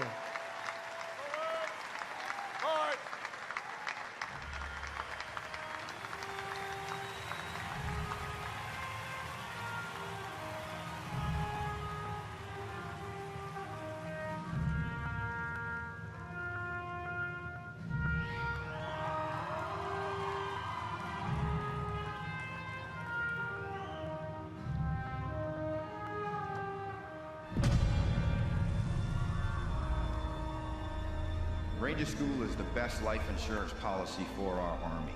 It will always end with two people facing off with each other, and we need young leaders to be able to close with and destroy the enemy and defend our nation's interests forward.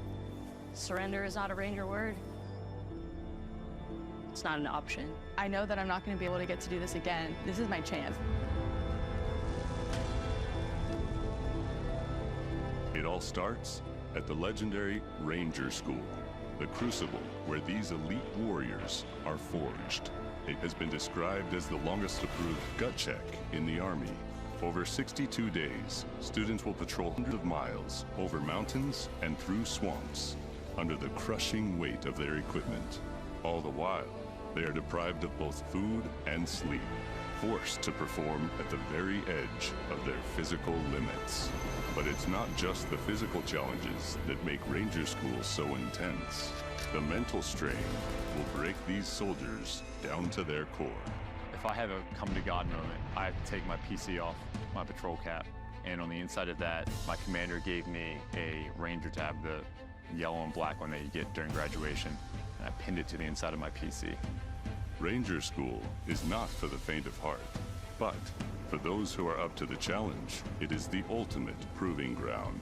They already didn't have enough beds for the people in our company. And our eyes reminded us that we don't have enough beds because there's not going to be this many people by tomorrow. Just a slight reminder that there's too many of you anyways, and not all of you are going to pass. Rangers, if you don't figure it out, you're about to get another casualty. It's completely different than what people would think Ranger School is like, but you can't put that into words, so it's hard to tell somebody something that you have to experience for yourself. They got a saying, it's called as the tab turns. So Ranger School is continuing to change and to develop, but at the end of the day, it is the same, right? They're always going to put you in scenarios that is going to test like your ability to actually make decisions on the ground. As you go through Ranger School, it is a gut check. It's going to check you out. And what's going to get you through it is whether you have it or not. Thousands and thousands of soldiers train all their lives to come here, prepare themselves to come to Ranger School, and only a few hundred leave here every class with the tab. It's not for everyone. I'm not going to leave until I get it, so just buckle down, stop complaining, and just get the job done.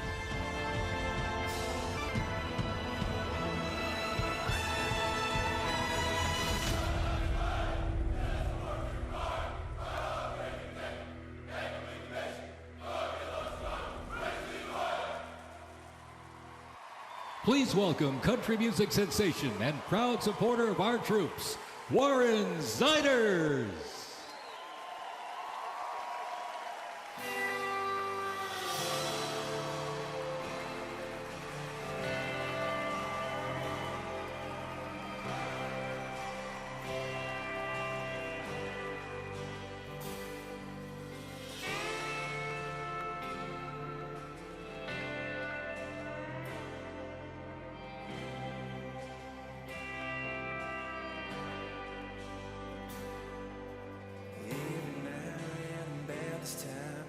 Like she knows I'm lonely, rolls up when a wine's gone like a record on rain day, laying on old memories and talking about what we used to be.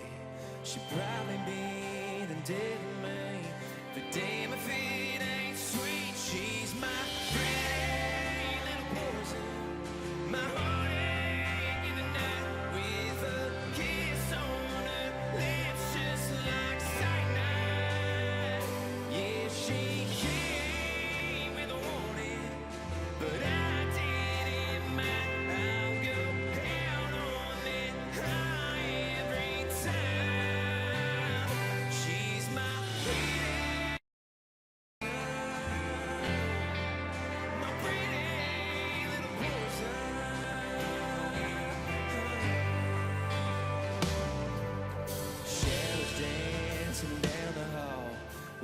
'cause there she wants me. Try my best not to fall where she falls into me.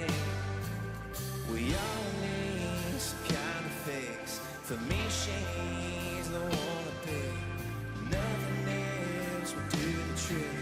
She's all I need. She's my pretty little poison. My heartache in the night with a kiss on her lips just like cyanide. Yeah, she came with a warning, but I didn't mind. I'll go out on that high every time. She's my pretty little poison. My pretty little poison.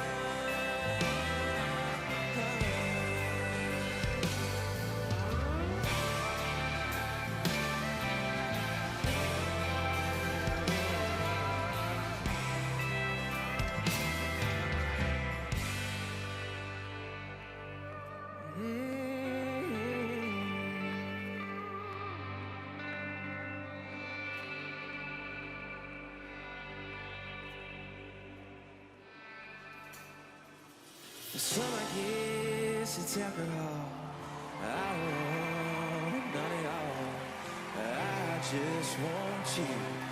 No, I just want you. My pretty little poison. My heartache in the night with a kiss on her lips just like cyanide. Yeah, she came with a warning, but I didn't mind. I'll go out on that high every time. She's my pretty little poison. My pretty little poison. She's my pretty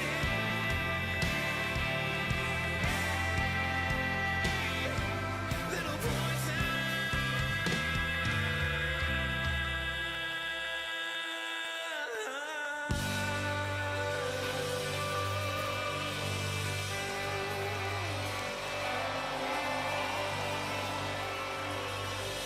Thank you. I'm not gonna lie, y'all. I'm nervous, but I would just like to say thank you so much for having me here tonight.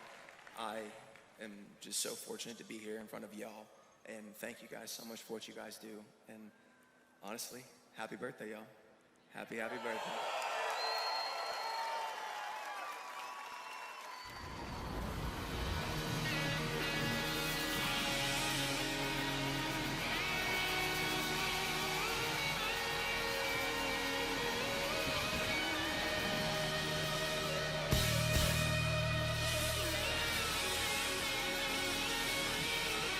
This next song was loved by y'all, so if you know the words, please sing along. This song's called Ride the Lightning, y'all.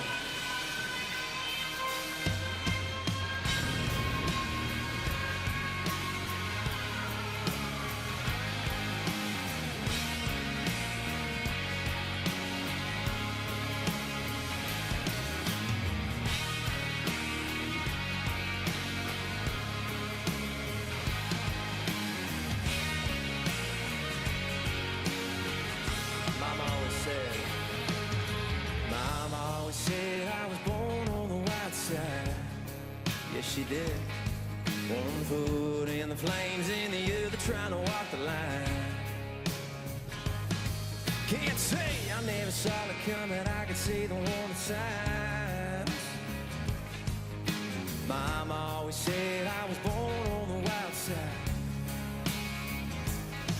I guess Mama was right. 'Cause when the clock strikes midnight, gonna ride the lightning, feel the thunder, till the darkness pulls me under. Gonna fly on wings of fire, breathing good, Lord lifts me high. Singing, oh, when they call me on. Singing, oh, when they call me on. Gonna ride the lightning.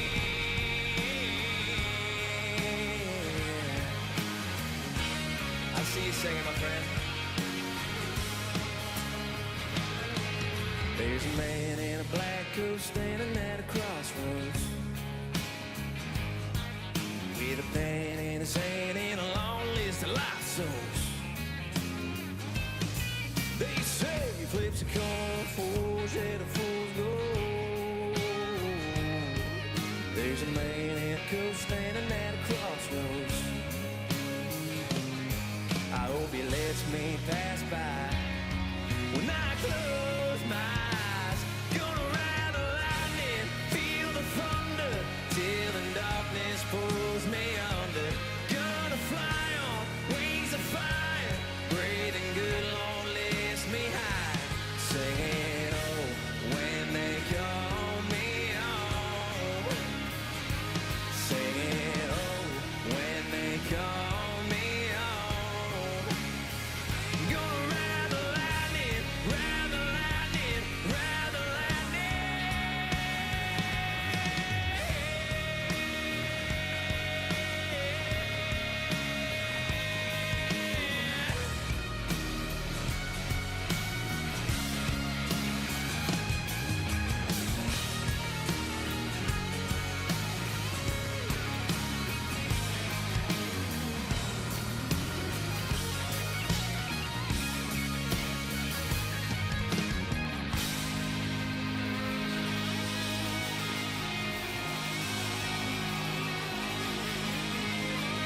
We got one more chorus, y'all.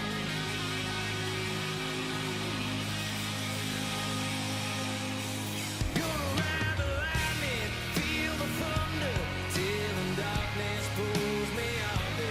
Gonna fly on wings of fire, breathing good, Lord, lifts me high. Singing, oh, when they call me home.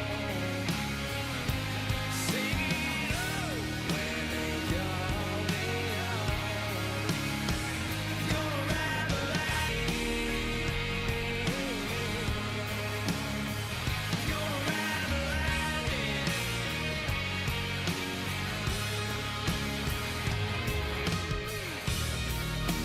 Ladies and gentlemen, everybody here, everybody that has attended tonight, I just want to say thank you so much. And I'll leave y'all with this. I'm more insiders, y'all.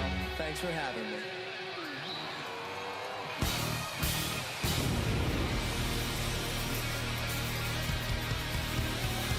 It has been my honor, ladies and gentlemen. I really mean that. Thank you so much. Happy birthday to the Army. Happy birthday to our President, Donald Trump. Amen, y'all. God bless America, baby!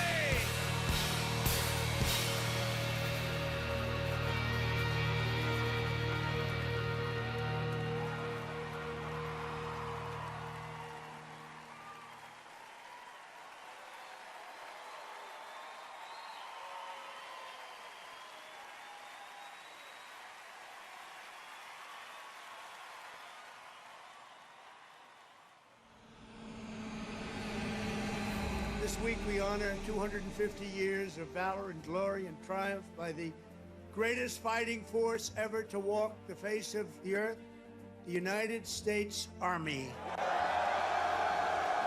Each of you on the field today is among the most talented members of your generation. You could have done anything you wanted. You could have gone anywhere. You could have gone to any school. Matt's incredible heroism helped ensure that not a single American soldier died in the Battle of Shock Valley. For 2.5 centuries, our soldiers have marched into the raging fires of battle and obliterated America's enemies. The dignity, daring, and devotion of the American military is unrivaled anywhere in history and any place in the world. Our soldiers do not rest until they win. Our citizens know that you're standing guard, killing terrorists, crushing our enemies, and keeping America safe. But you're also keeping it strong and proud and mighty and free. This week we remember that we only have a country because we first had an army. As President of the United States, let me express my undying gratitude for every soldier here today, for every veteran and their incredible families, and for every patriot who has worn the uniform. Our debt to you is infinite and everlasting. With the grace of God, America will always prevail.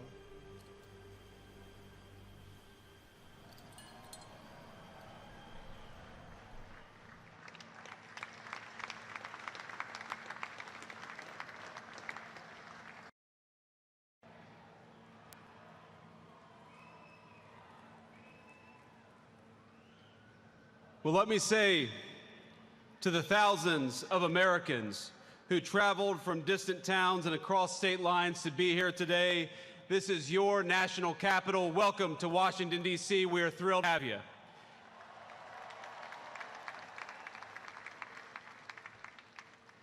This evening, as we celebrate the 250th anniversary of the United States Army, the oldest branch of the greatest fighting force ever known to man, I want to say to all the soldiers all across our nation's capital and all across the world, happy birthday, soldiers. We're proud of you.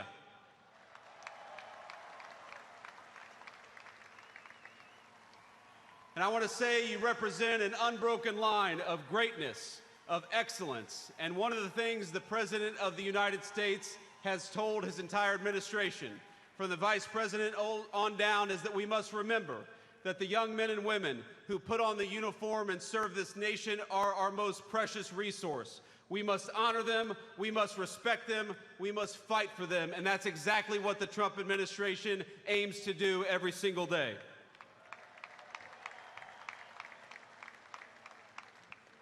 And so to our soldiers, we're so proud of you, and let me tell you that the way that we honor and respect you is, number one, we never ask you to go to war unless you absolutely have to. And number two, when we do ask you to go to war, we give you the weapons and the support needed to kick the hell out of the enemy and come back home safely.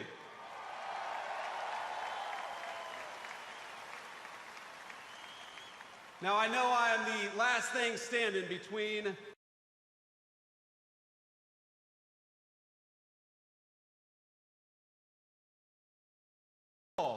June the 14th is, of course, the birthday of the Army. It is, of course, the birthday of the President of the United States. And happy birthday, Mr. President. But I would get in trouble if I didn't mention that it's also my wedding anniversary. And so to my lovely wife, I love you, honey. Happy anniversary. And thank you for everything that you do for our country. So without further ado, it is my pleasure to introduce the 45th and 47th Commander-in-Chief of the United States military, President Donald J. Trump.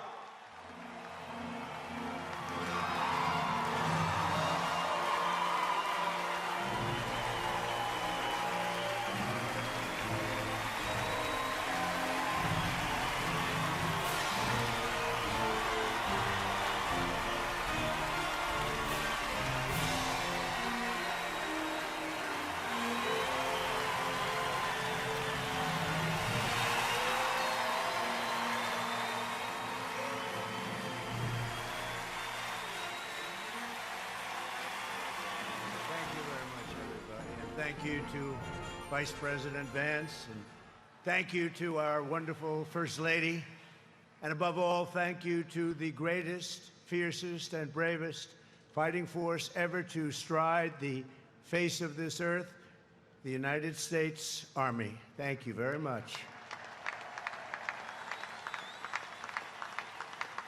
Because the Army keeps us free, you make us strong, and tonight, you have made all Americans very proud. They're watching from all over the world, actually. Made them all very proud. Every other country celebrates their victories. It's about time America did too. That's what we're doing tonight.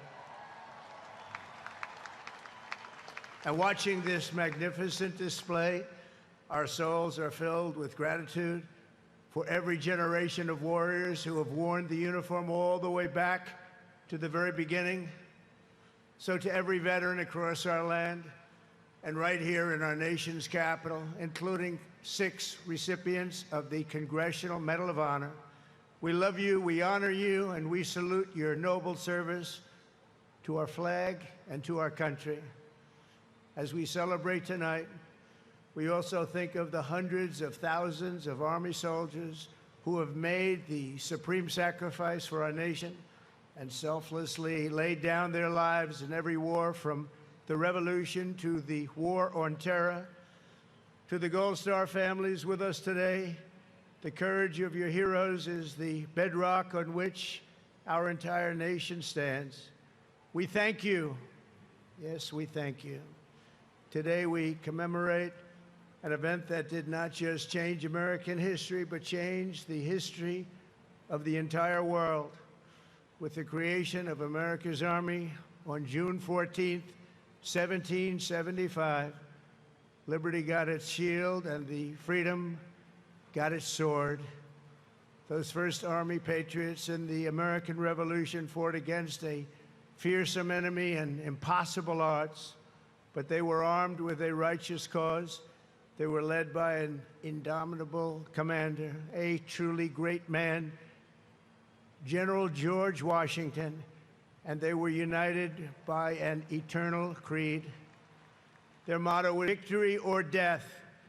Over the past 2.5 centuries, our warriors have shown unrivaled valor on fields of battle around the globe. With the frostbitten feet and bloody fist, they have marched into the flames and fury of combat, charged up mountains, stormed beaches, waded through torrents of gunfire, and leapt into skies thick with smoke and shrapnel. The U.S. Army has driven bayonets into the heart of sinister empires, crushed the ambitions of evil tyrants. Beneath the threads of American tanks, it's done so well, it's done so much, and sent the devil himself flying into full retreat. Time and again, America's enemies have learned that if you threaten the American people, our soldiers are coming for you. Your defeat will be certain, your demise will be final, and your downfall will be total and complete.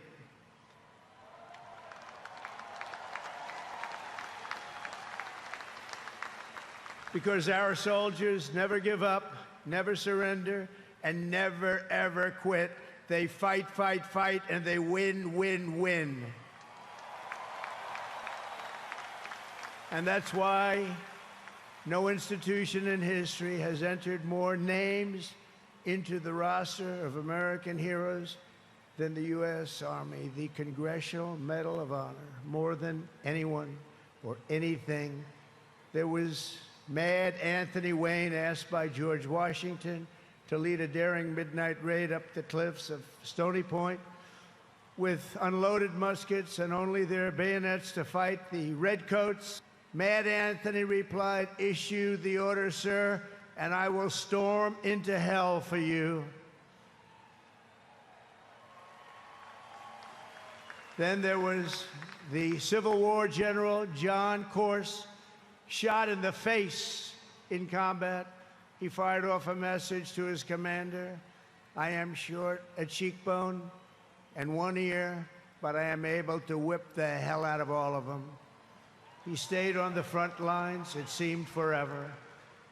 In World War II, there was the great Creighton Abrams, besieged on all sides by the Nazis at the Battle of the Bulge. He boldly proclaimed, "They've got us surrounded again, the poor bastards." This is the fighting spirit and unyielding force of the U.S. Army. It has never changed, and it will never, ever change, because there is no earthly force more powerful than the brave heart of a U.S. infantryman or an Army Ranger, paratrooper, or Green Beret. They are the best, they are the finest. From Bunker Hill to San Juan Hill, from Gettysburg to Guadalcanal, from Yorktown to Shiloh, and from the trenches of the Argonne to the mountains of Afghanistan, the Army has forged a legacy of unmatched courage, untold sacrifice, and unequaled and undying glory.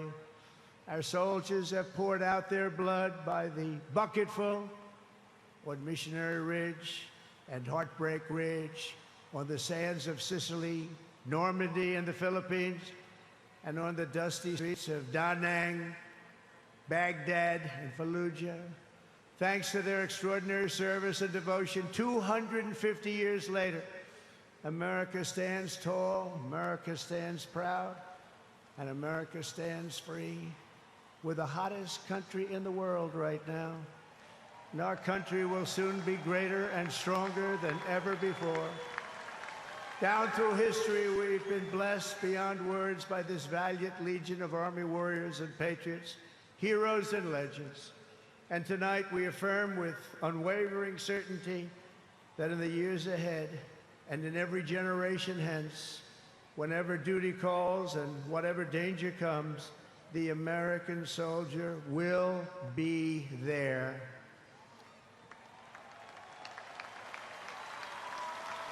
No matter the risk, no matter the obstacles, our warriors will charge into battle. They will plunge into the crucible of fire, and they will seize the crown of victory, because the United States of America will always have the grace of Almighty God and the iron will of the United States Army. Congratulations to everybody. We love our country. We've never done better. Thank you. God bless you. God bless the Army, and God bless America.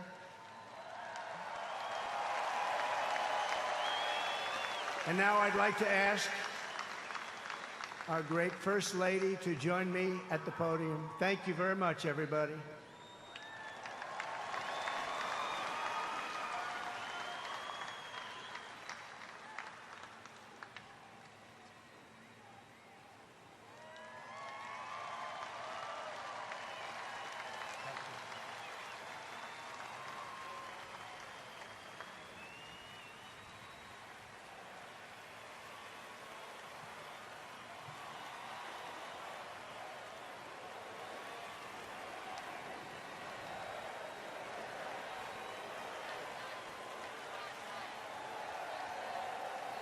Mr. President, on behalf of the United States Army, the Army Golden Knights, I would like to present to you this flag, which was flown over our nation's capital in free fall during the Army's 250th birthday celebration.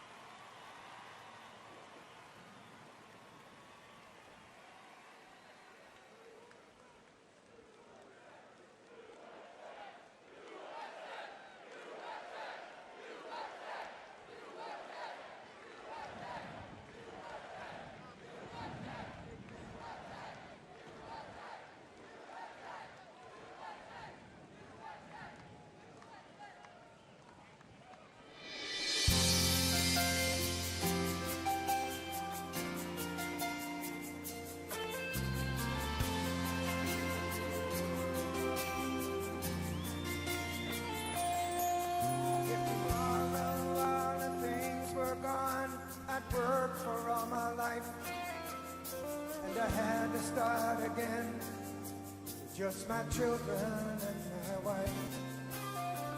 Thank my lucky stars to be living here today, 'cause our flag still stands for freedom, and they can't take that away.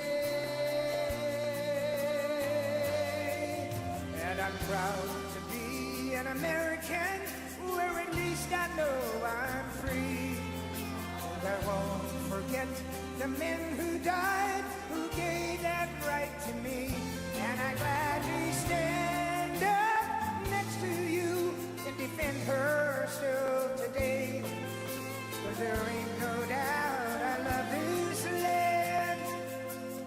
God bless the USA.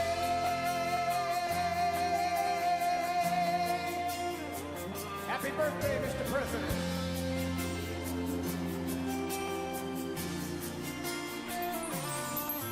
From the lakes Minnesota to the hills of Tennessee, across the plains of Texas, from sea to shining sea, Detroit to Houston, and New York to LA.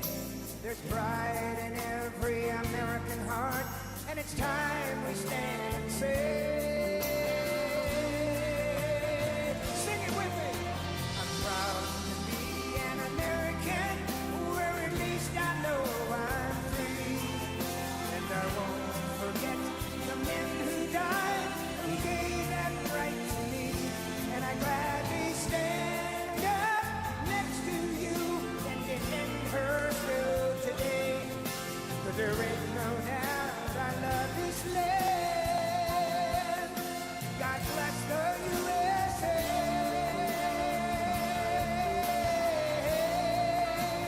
Light up your cell phone. And I'm proud to be an American, where at least I know I'm free. And I won't forget the men who died, who gave that right to me. And I gladly stand up next to you and defend her still today. 'Cause there ain't no doubt I love this land.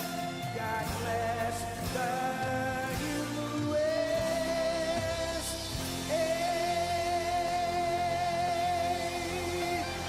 God bless the United States Army.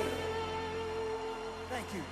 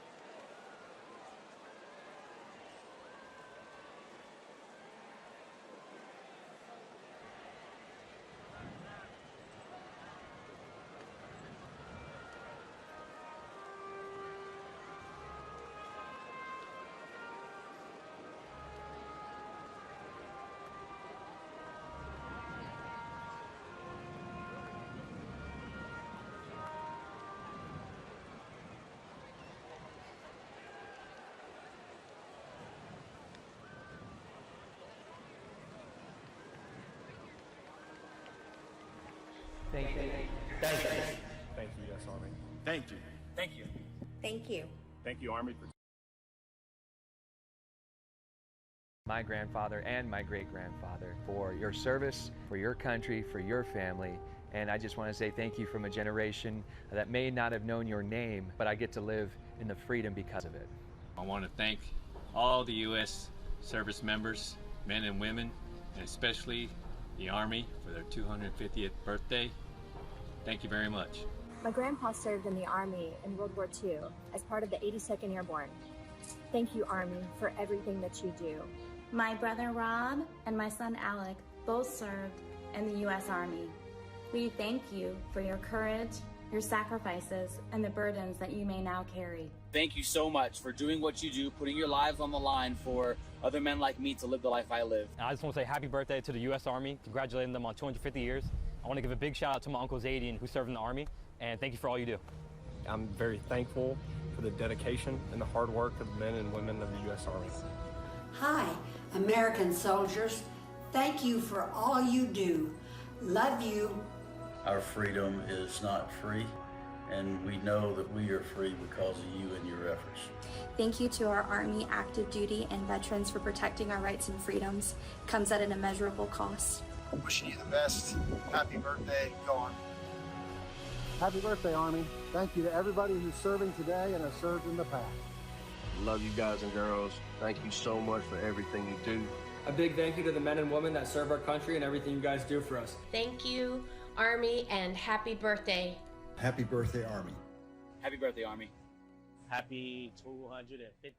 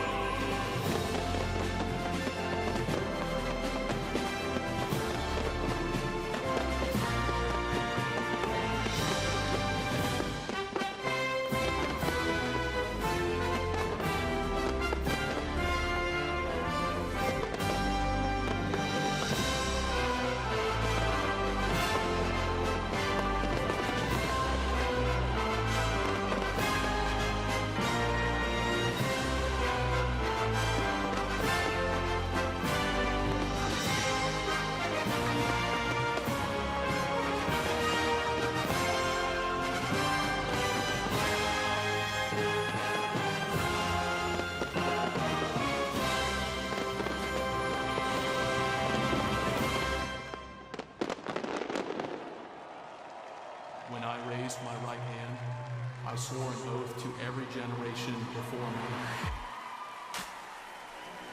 I wear the same branch insignia as the soldiers who crossed the Delaware. Before there was a nation, there was an army.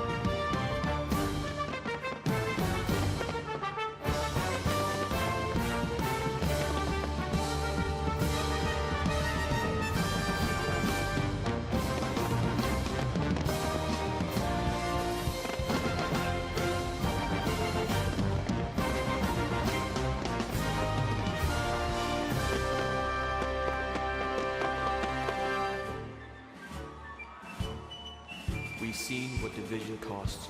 I serve because unity is worth the fight. I carry that legacy forward every time I put on this uniform.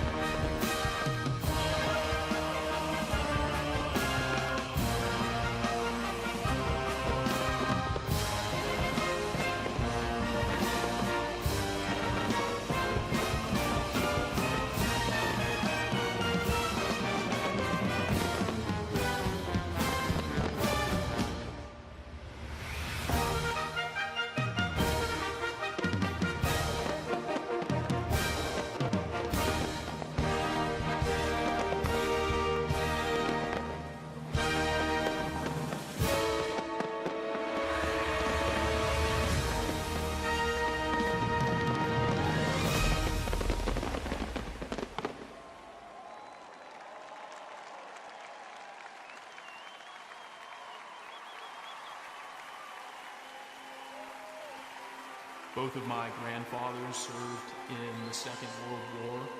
They answered the challenges of their time, and it is my goal in this uniform to answer and meet the challenges of my time head on. He ain't heaven, he's my brother.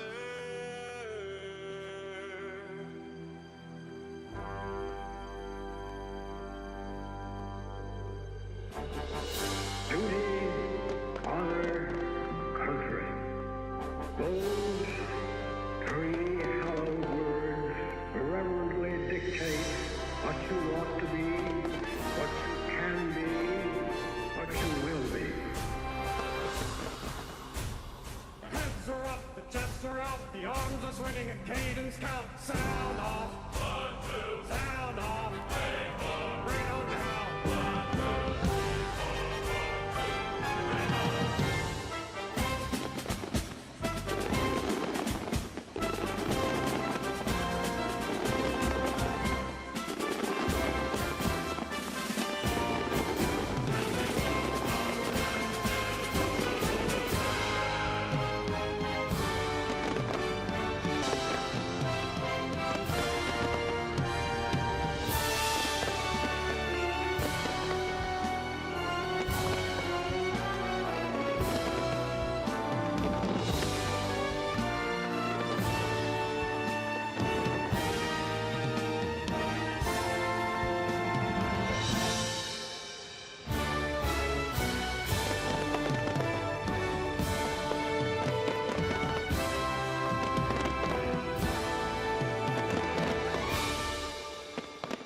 There's a strength in these bonds.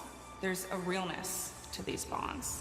It's not just because this is your team, it's because your life depends on these people.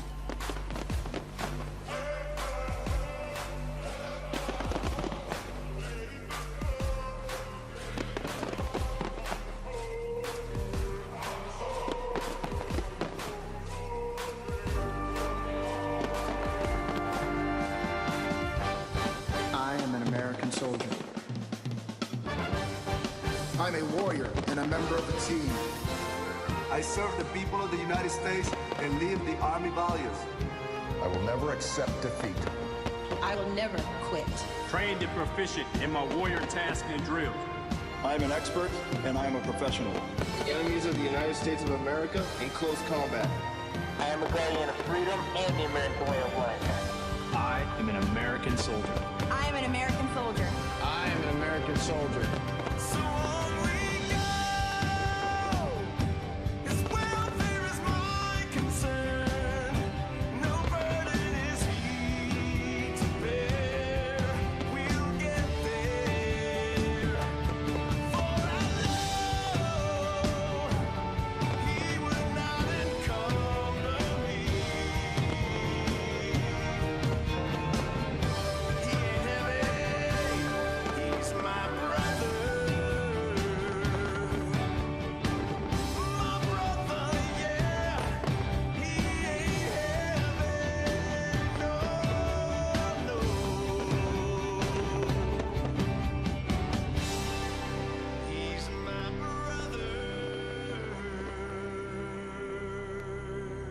when I'm outside guarding the tomb of the unknown soldier. It is one of the most honorable jobs I think that I could have had in the military. I think about those soldiers who made the ultimate sacrifice. Oh, beautiful for heroes proved in liberating strife.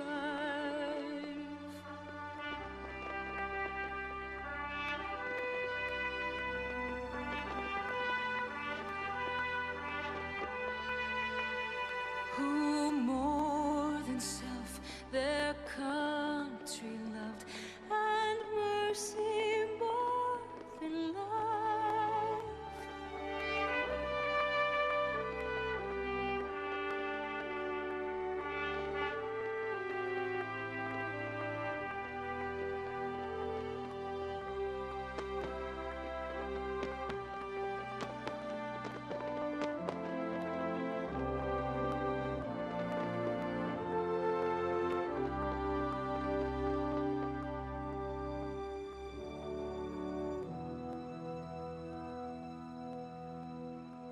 And I will always do my duty, no matter what the price. Hey, I've counted up the cost, I know the sacrifice. Oh, and I don't want to die for you, but if dying's asking me, I'll bear that cross with honor. Hey, freedom don't come free. I'm an American soldier, an American. Beside my brothers and my sisters, I will proudly take a stand. When liberty's in jeopardy, I will always do what's right. Man, I'm out here on your front line, sleep in peace tonight. American soldier,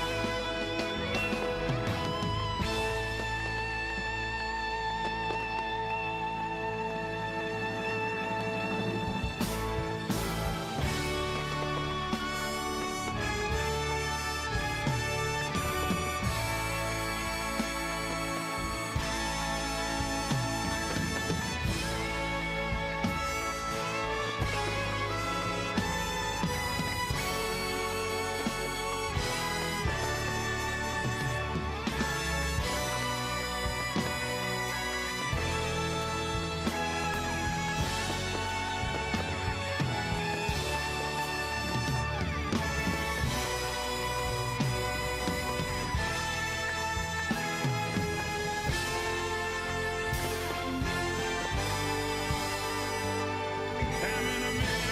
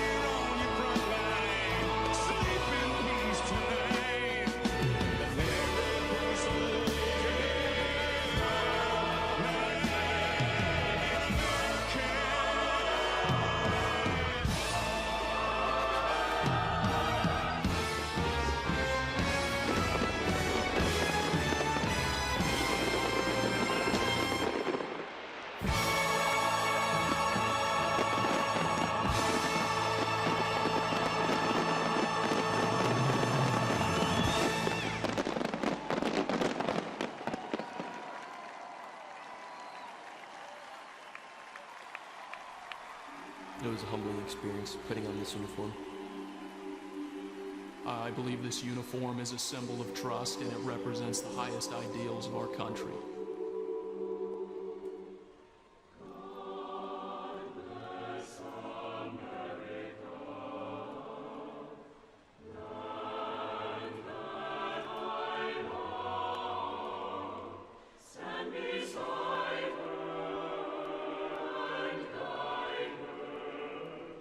Through the night with a light from above.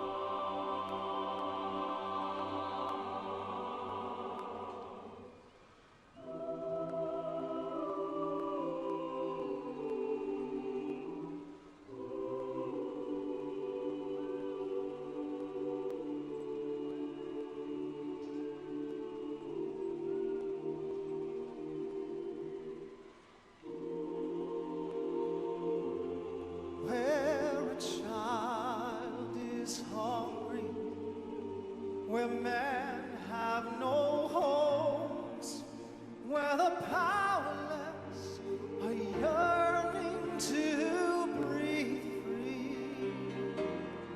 May we fight for justice till there's justice for all,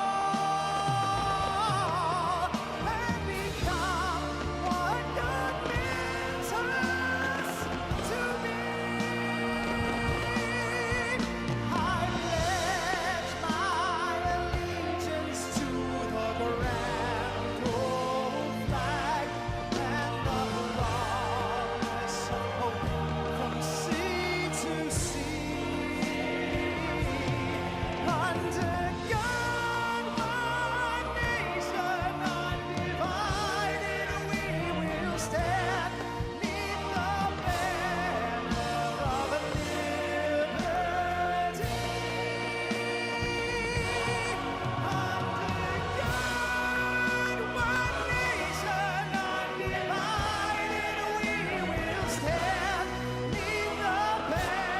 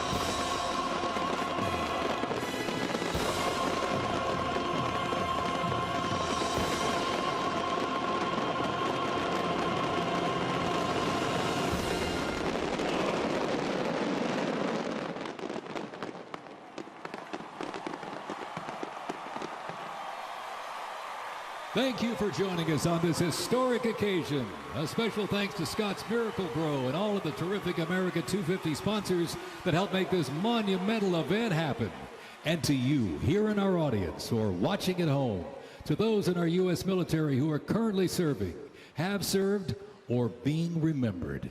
Thank you for celebrating in the greatest country in the world. God bless you and God bless America. Good night.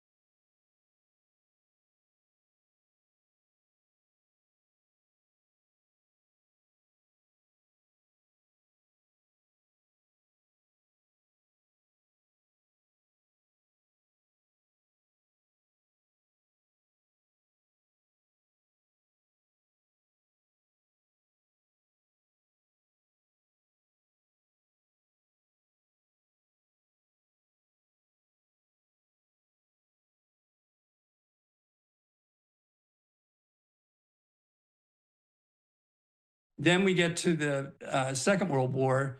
And in 42, when we're just getting into the war, there was a big parade in New York City, about 30,000 troops as we were getting into that war. And then at the end of the war in 46, there was another big parade. So those were all after victories. Now, the one thing you'll notice is there are no military parades after Korea because that was considered a stalemate. There's certainly no military parades after Vietnam because that was considered a defeat. And in fact, that one famous movie, Born on the 4th of July, is kind of about that whole issue, if you remember. And then, we get to Afghanistan and Iraq. Those have not had military parades. The last time we had a military parade after a victory was the Gulf War, 1991 in Washington, D.C. So that's how long ago it's been. And that was after that very quick, 100-hour war that we had to get Saddam Hussein out of Kuwait. Some people said, the parade lasted longer than the war did, but that's the last time we did it. So what's unusual is we're doing the parade now without it's not tied to any military victory per se. It's just tied to the fact that we have a standing army and that we admire our army. So there is a real difference about doing it in this way. And I think it's another reason people feel uncomfortable. It's just not a tradition in our country to have military parades like this. It is, for example, Austin, every year affair in France with Bastille Day, which is where Donald Trump saw that military parade in his first term in 2017 and became enamored with the idea, tried to do it in his first term. His people told him not to for the reasons we just talked about. And so now he's getting what he wanted to do from that first term in this military parade. A lot of production quality in this whole, it seemed like a program. This was a 3-hour-long program. It went from 6:30, it started a little bit early, let's say this up front. There were some worries that it was going to rain out. There was a bunch of rain expected to dump on it. There was even some discussion about whether or not we would see the fireworks show at all. But this was a heavily produced and no doubt expensive endeavor, James. Yeah, and that's another thing that troubles people is spending this much money when we have DOJ trying to eliminate fraud, waste, and abuse. Now, my own feeling is that $25 to $45 million, relatively speaking, given the importance of our Army to our history and so forth, is, to me, understandable on one level. But I think that also troubles people that much money is spent. Especially, I think people were more unhappy about bringing all the hardware that might tear up the streets, but it also just gives this appearance that we're trying to look a little bit like North Korea, a little bit like Russia, showing our hardware when we don't need to. I mean, we definitely are known as the best, military in the world, and we are far ahead of everybody else. We don't need to have show parades, and that is an issue that some people also grappled with. But, I think from the production standpoint, the Army obviously spent a lot of time working on it. It had kind of almost a Hollywood Disney type atmosphere. They even started, Austin, playing rock music at one point, which I thought was kind of a little bit interesting. And, some of these guys waving like they were in a Rose Bowl parade, So, it's just a mixture of things that I think are, some people, I'm sure, love this. And a lot of people, I think, understand the importance of celebrating the Army, but I think a lot of people found different parts of it disturbing. I heard instrumental versions of Metallica songs, a Guns N' Roses song. I heard Barracuda at one point. There were a lot of songs. There was the instrumental versions of them, though. We saw some live country music. Go ahead. Yeah, no, I was just going to say, I started listening. What are they doing this for? You hear, it's not military music. But I have to tell you, I think I understand why they did it. This was a huge recruiting tool, and they want to appeal to younger people who will see this as, cool to be in the Army. And so I think that was deliberately thought out, and I think that's why you heard that sort of music, which I think, probably Donald Trump didn't even understand why they were doing that music, but I think the Army did.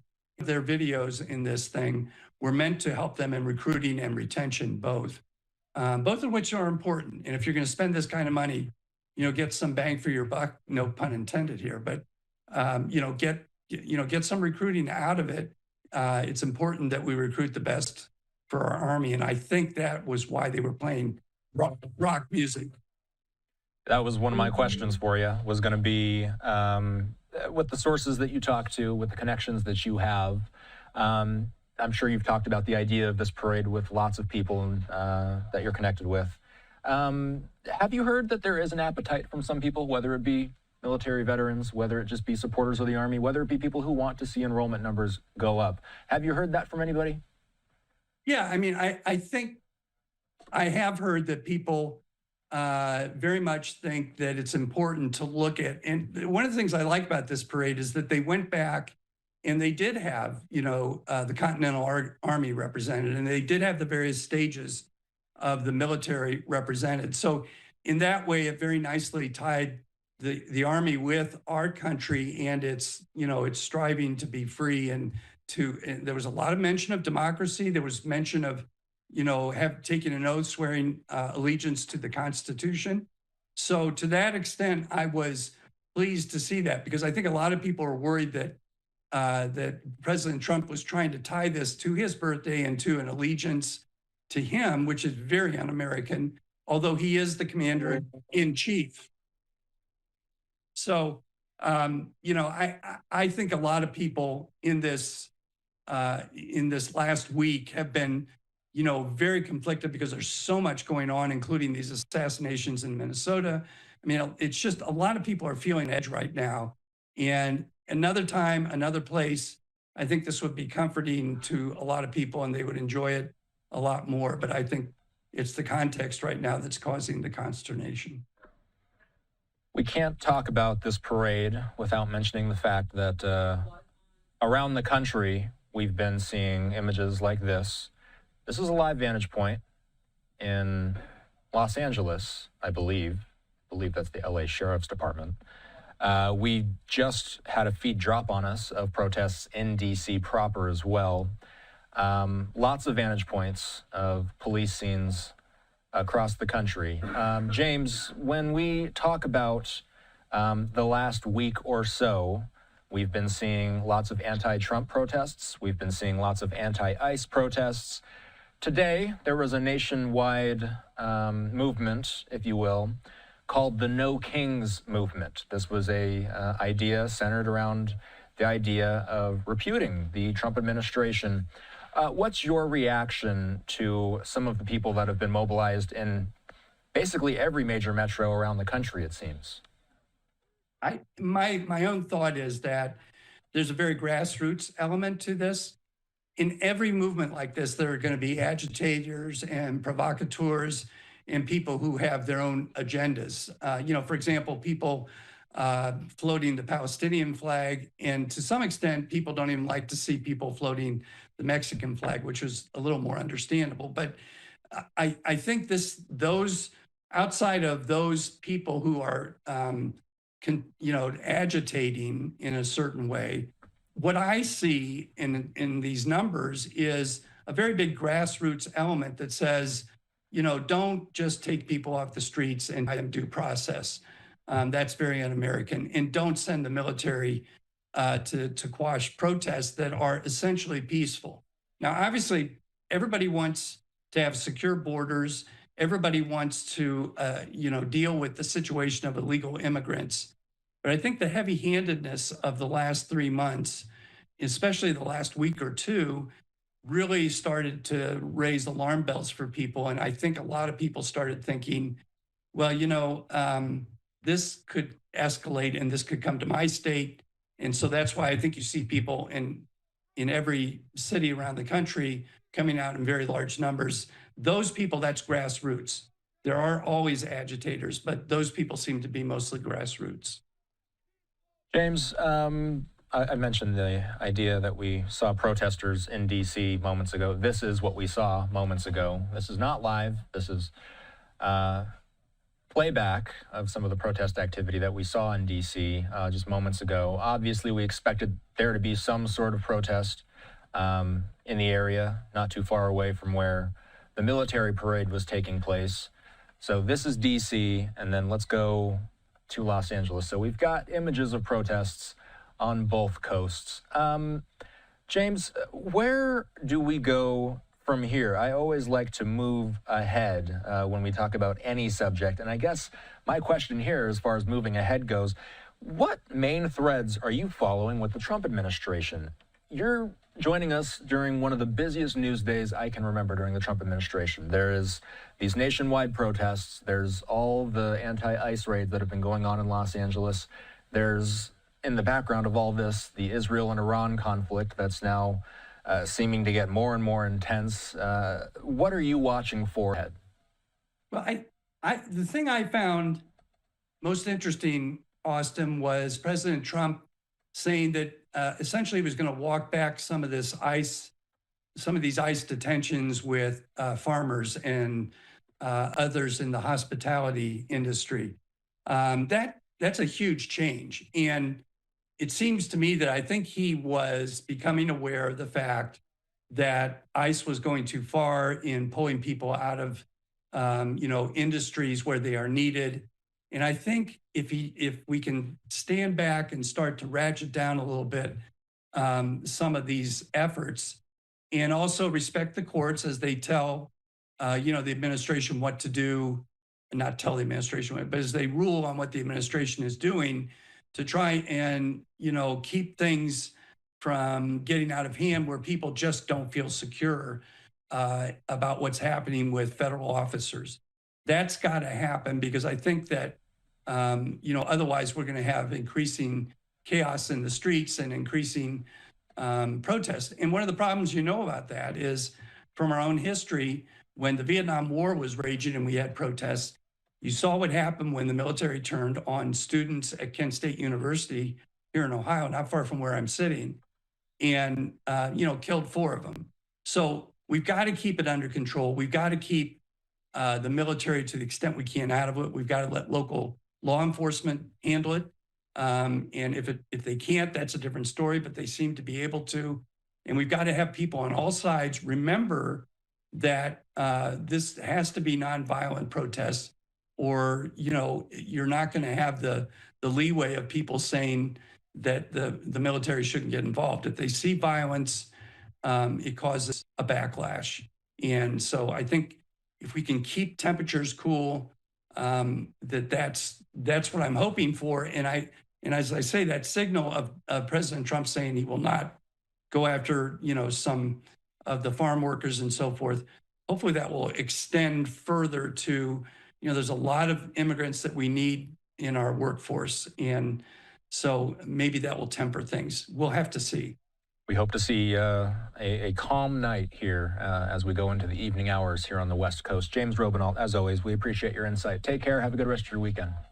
Okay, Austin. Good to see you. Good to see you. All right. So, as I mentioned, we've got a few different vantage points of protests. We do see these flags, half American, half Mexican in some cases. It is time for us to take a quick break. The rest of the evening that I'm on the desk, we're going to be talking about a range of issues. That includes the No Kings protests that are happening nationwide. We've seen these in almost every single major metro across the country. My thought is more than likely we're going to be watching a lot of the western cities as the night progresses. We're going to be keeping an eye on Los Angeles. We're going to be keeping an eye on San Francisco, our sister station up in Seattle as well. But of course, Los Angeles, since that's been, and there we see protesters. Let's pull up the audio. I'm curious if we can hear it. It looks like we have a Trump supporter in the middle of a crowd full of protesters. Let's listen.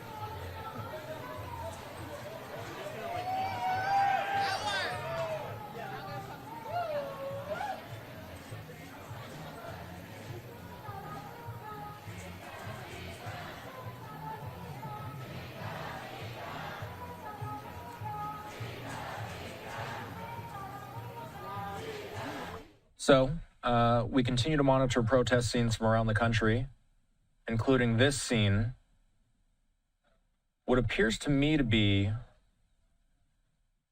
the LA area. I'll wait for confirmation from my producers. It is, yes, this is Los Angeles. We just saw some smoke emitting, perhaps a smoke grenade. Let's listen in here. Yes, we see those less than lethals being shown by law enforcement. Let's listen into this. There's actually no audio coming through on this one. So what I'm going to do, oh yes, we do have audio. Let's listen in. Here on Live Now from Fox, what we do is we work with live raw feeds whenever there is activity like this going on.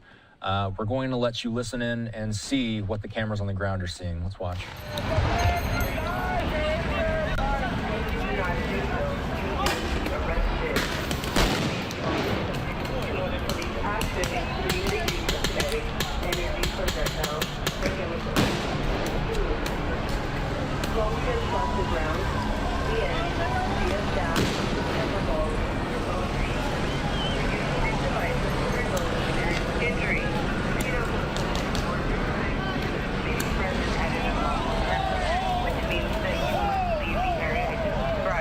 If you remain in the area I just described, you will be in violation of 09. This person is available. South on Spring Street. You must leave the area now. You must disperse immediately.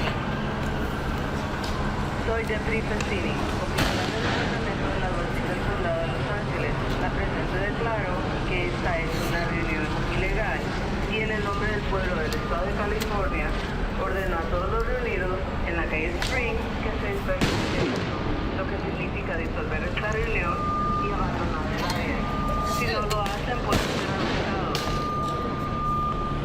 También pueden estar sujetos a otras acciones policiales, incluido el uso de proyectiles de energía cinética y agentes químicos que incluyen balas de espuma, balas de pimienta, balas de goma.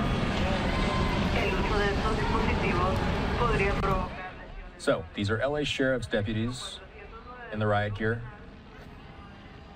They are speaking in Spanish as they give orders to a crowd. We are hearing, by the way, from the LAPD that Temple and Spring, there's people in the crowd, are continuing to throw concrete. They are saying that people in the crowd are continuing to throw concrete, rocks, and commercial-grade fireworks at officers. Agitators are keeping media back from the area. Temple and Spring, if I'm not mistaken, is downtown Los Angeles. LAPD would be the officers that we would be looking at if this vantage point was in downtown LA. So I'm going to wager that the scene we're looking at right now, yeah, there's Broadway, you see on the street sign in the back there.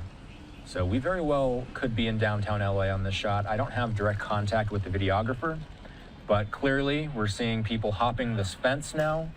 We're not exactly sure where they're headed, but I'm gonna pull the audio up. It looks like the videographer is adjusting to get a better vantage point. Again, I'm going to bump up the audio. Let's listen into what the camera is seeing and hearing.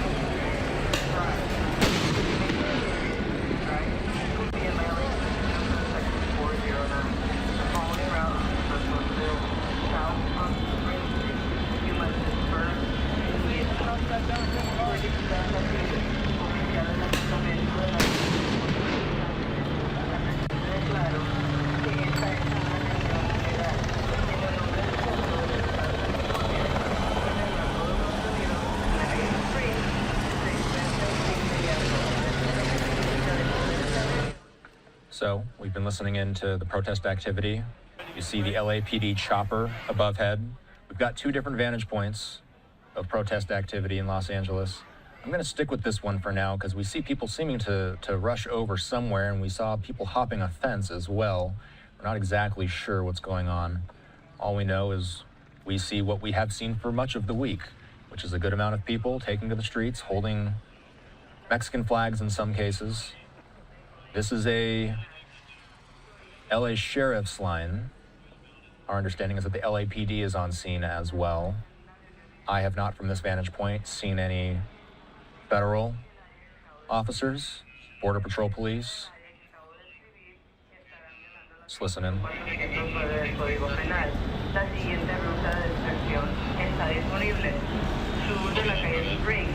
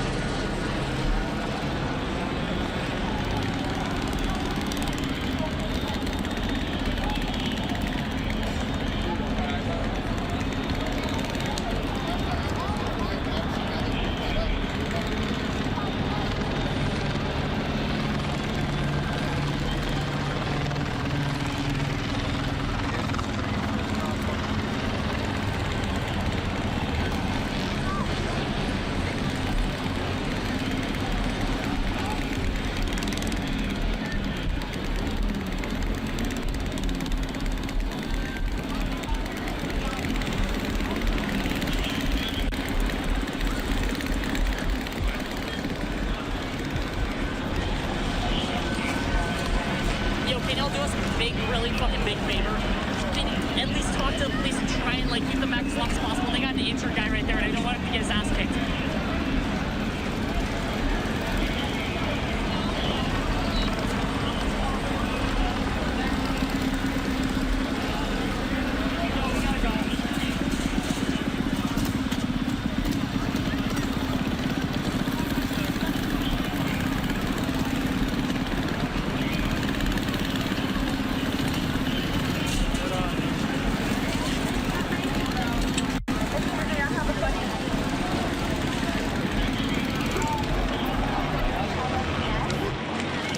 Okay, we see one person appearing to be a little hobbled, having difficulty walking.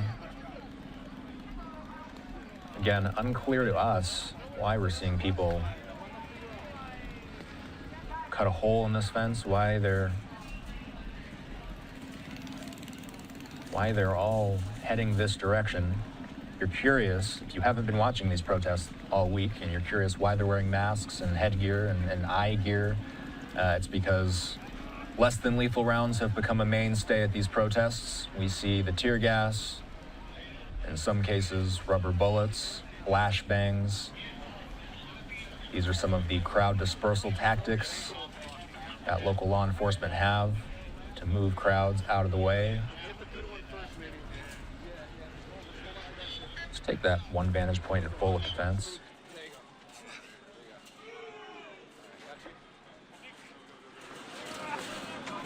So this was a group of protesters who were just pushed back by a line of sheriff's deputies in riot gear. To me, looks like those are LAPD officers.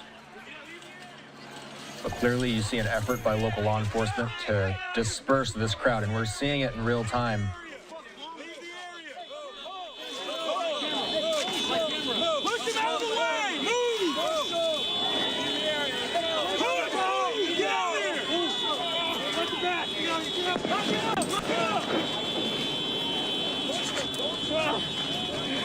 That's a big shit. some big shit. For real. Y'all keep doing a good job right now? On some big shit right now.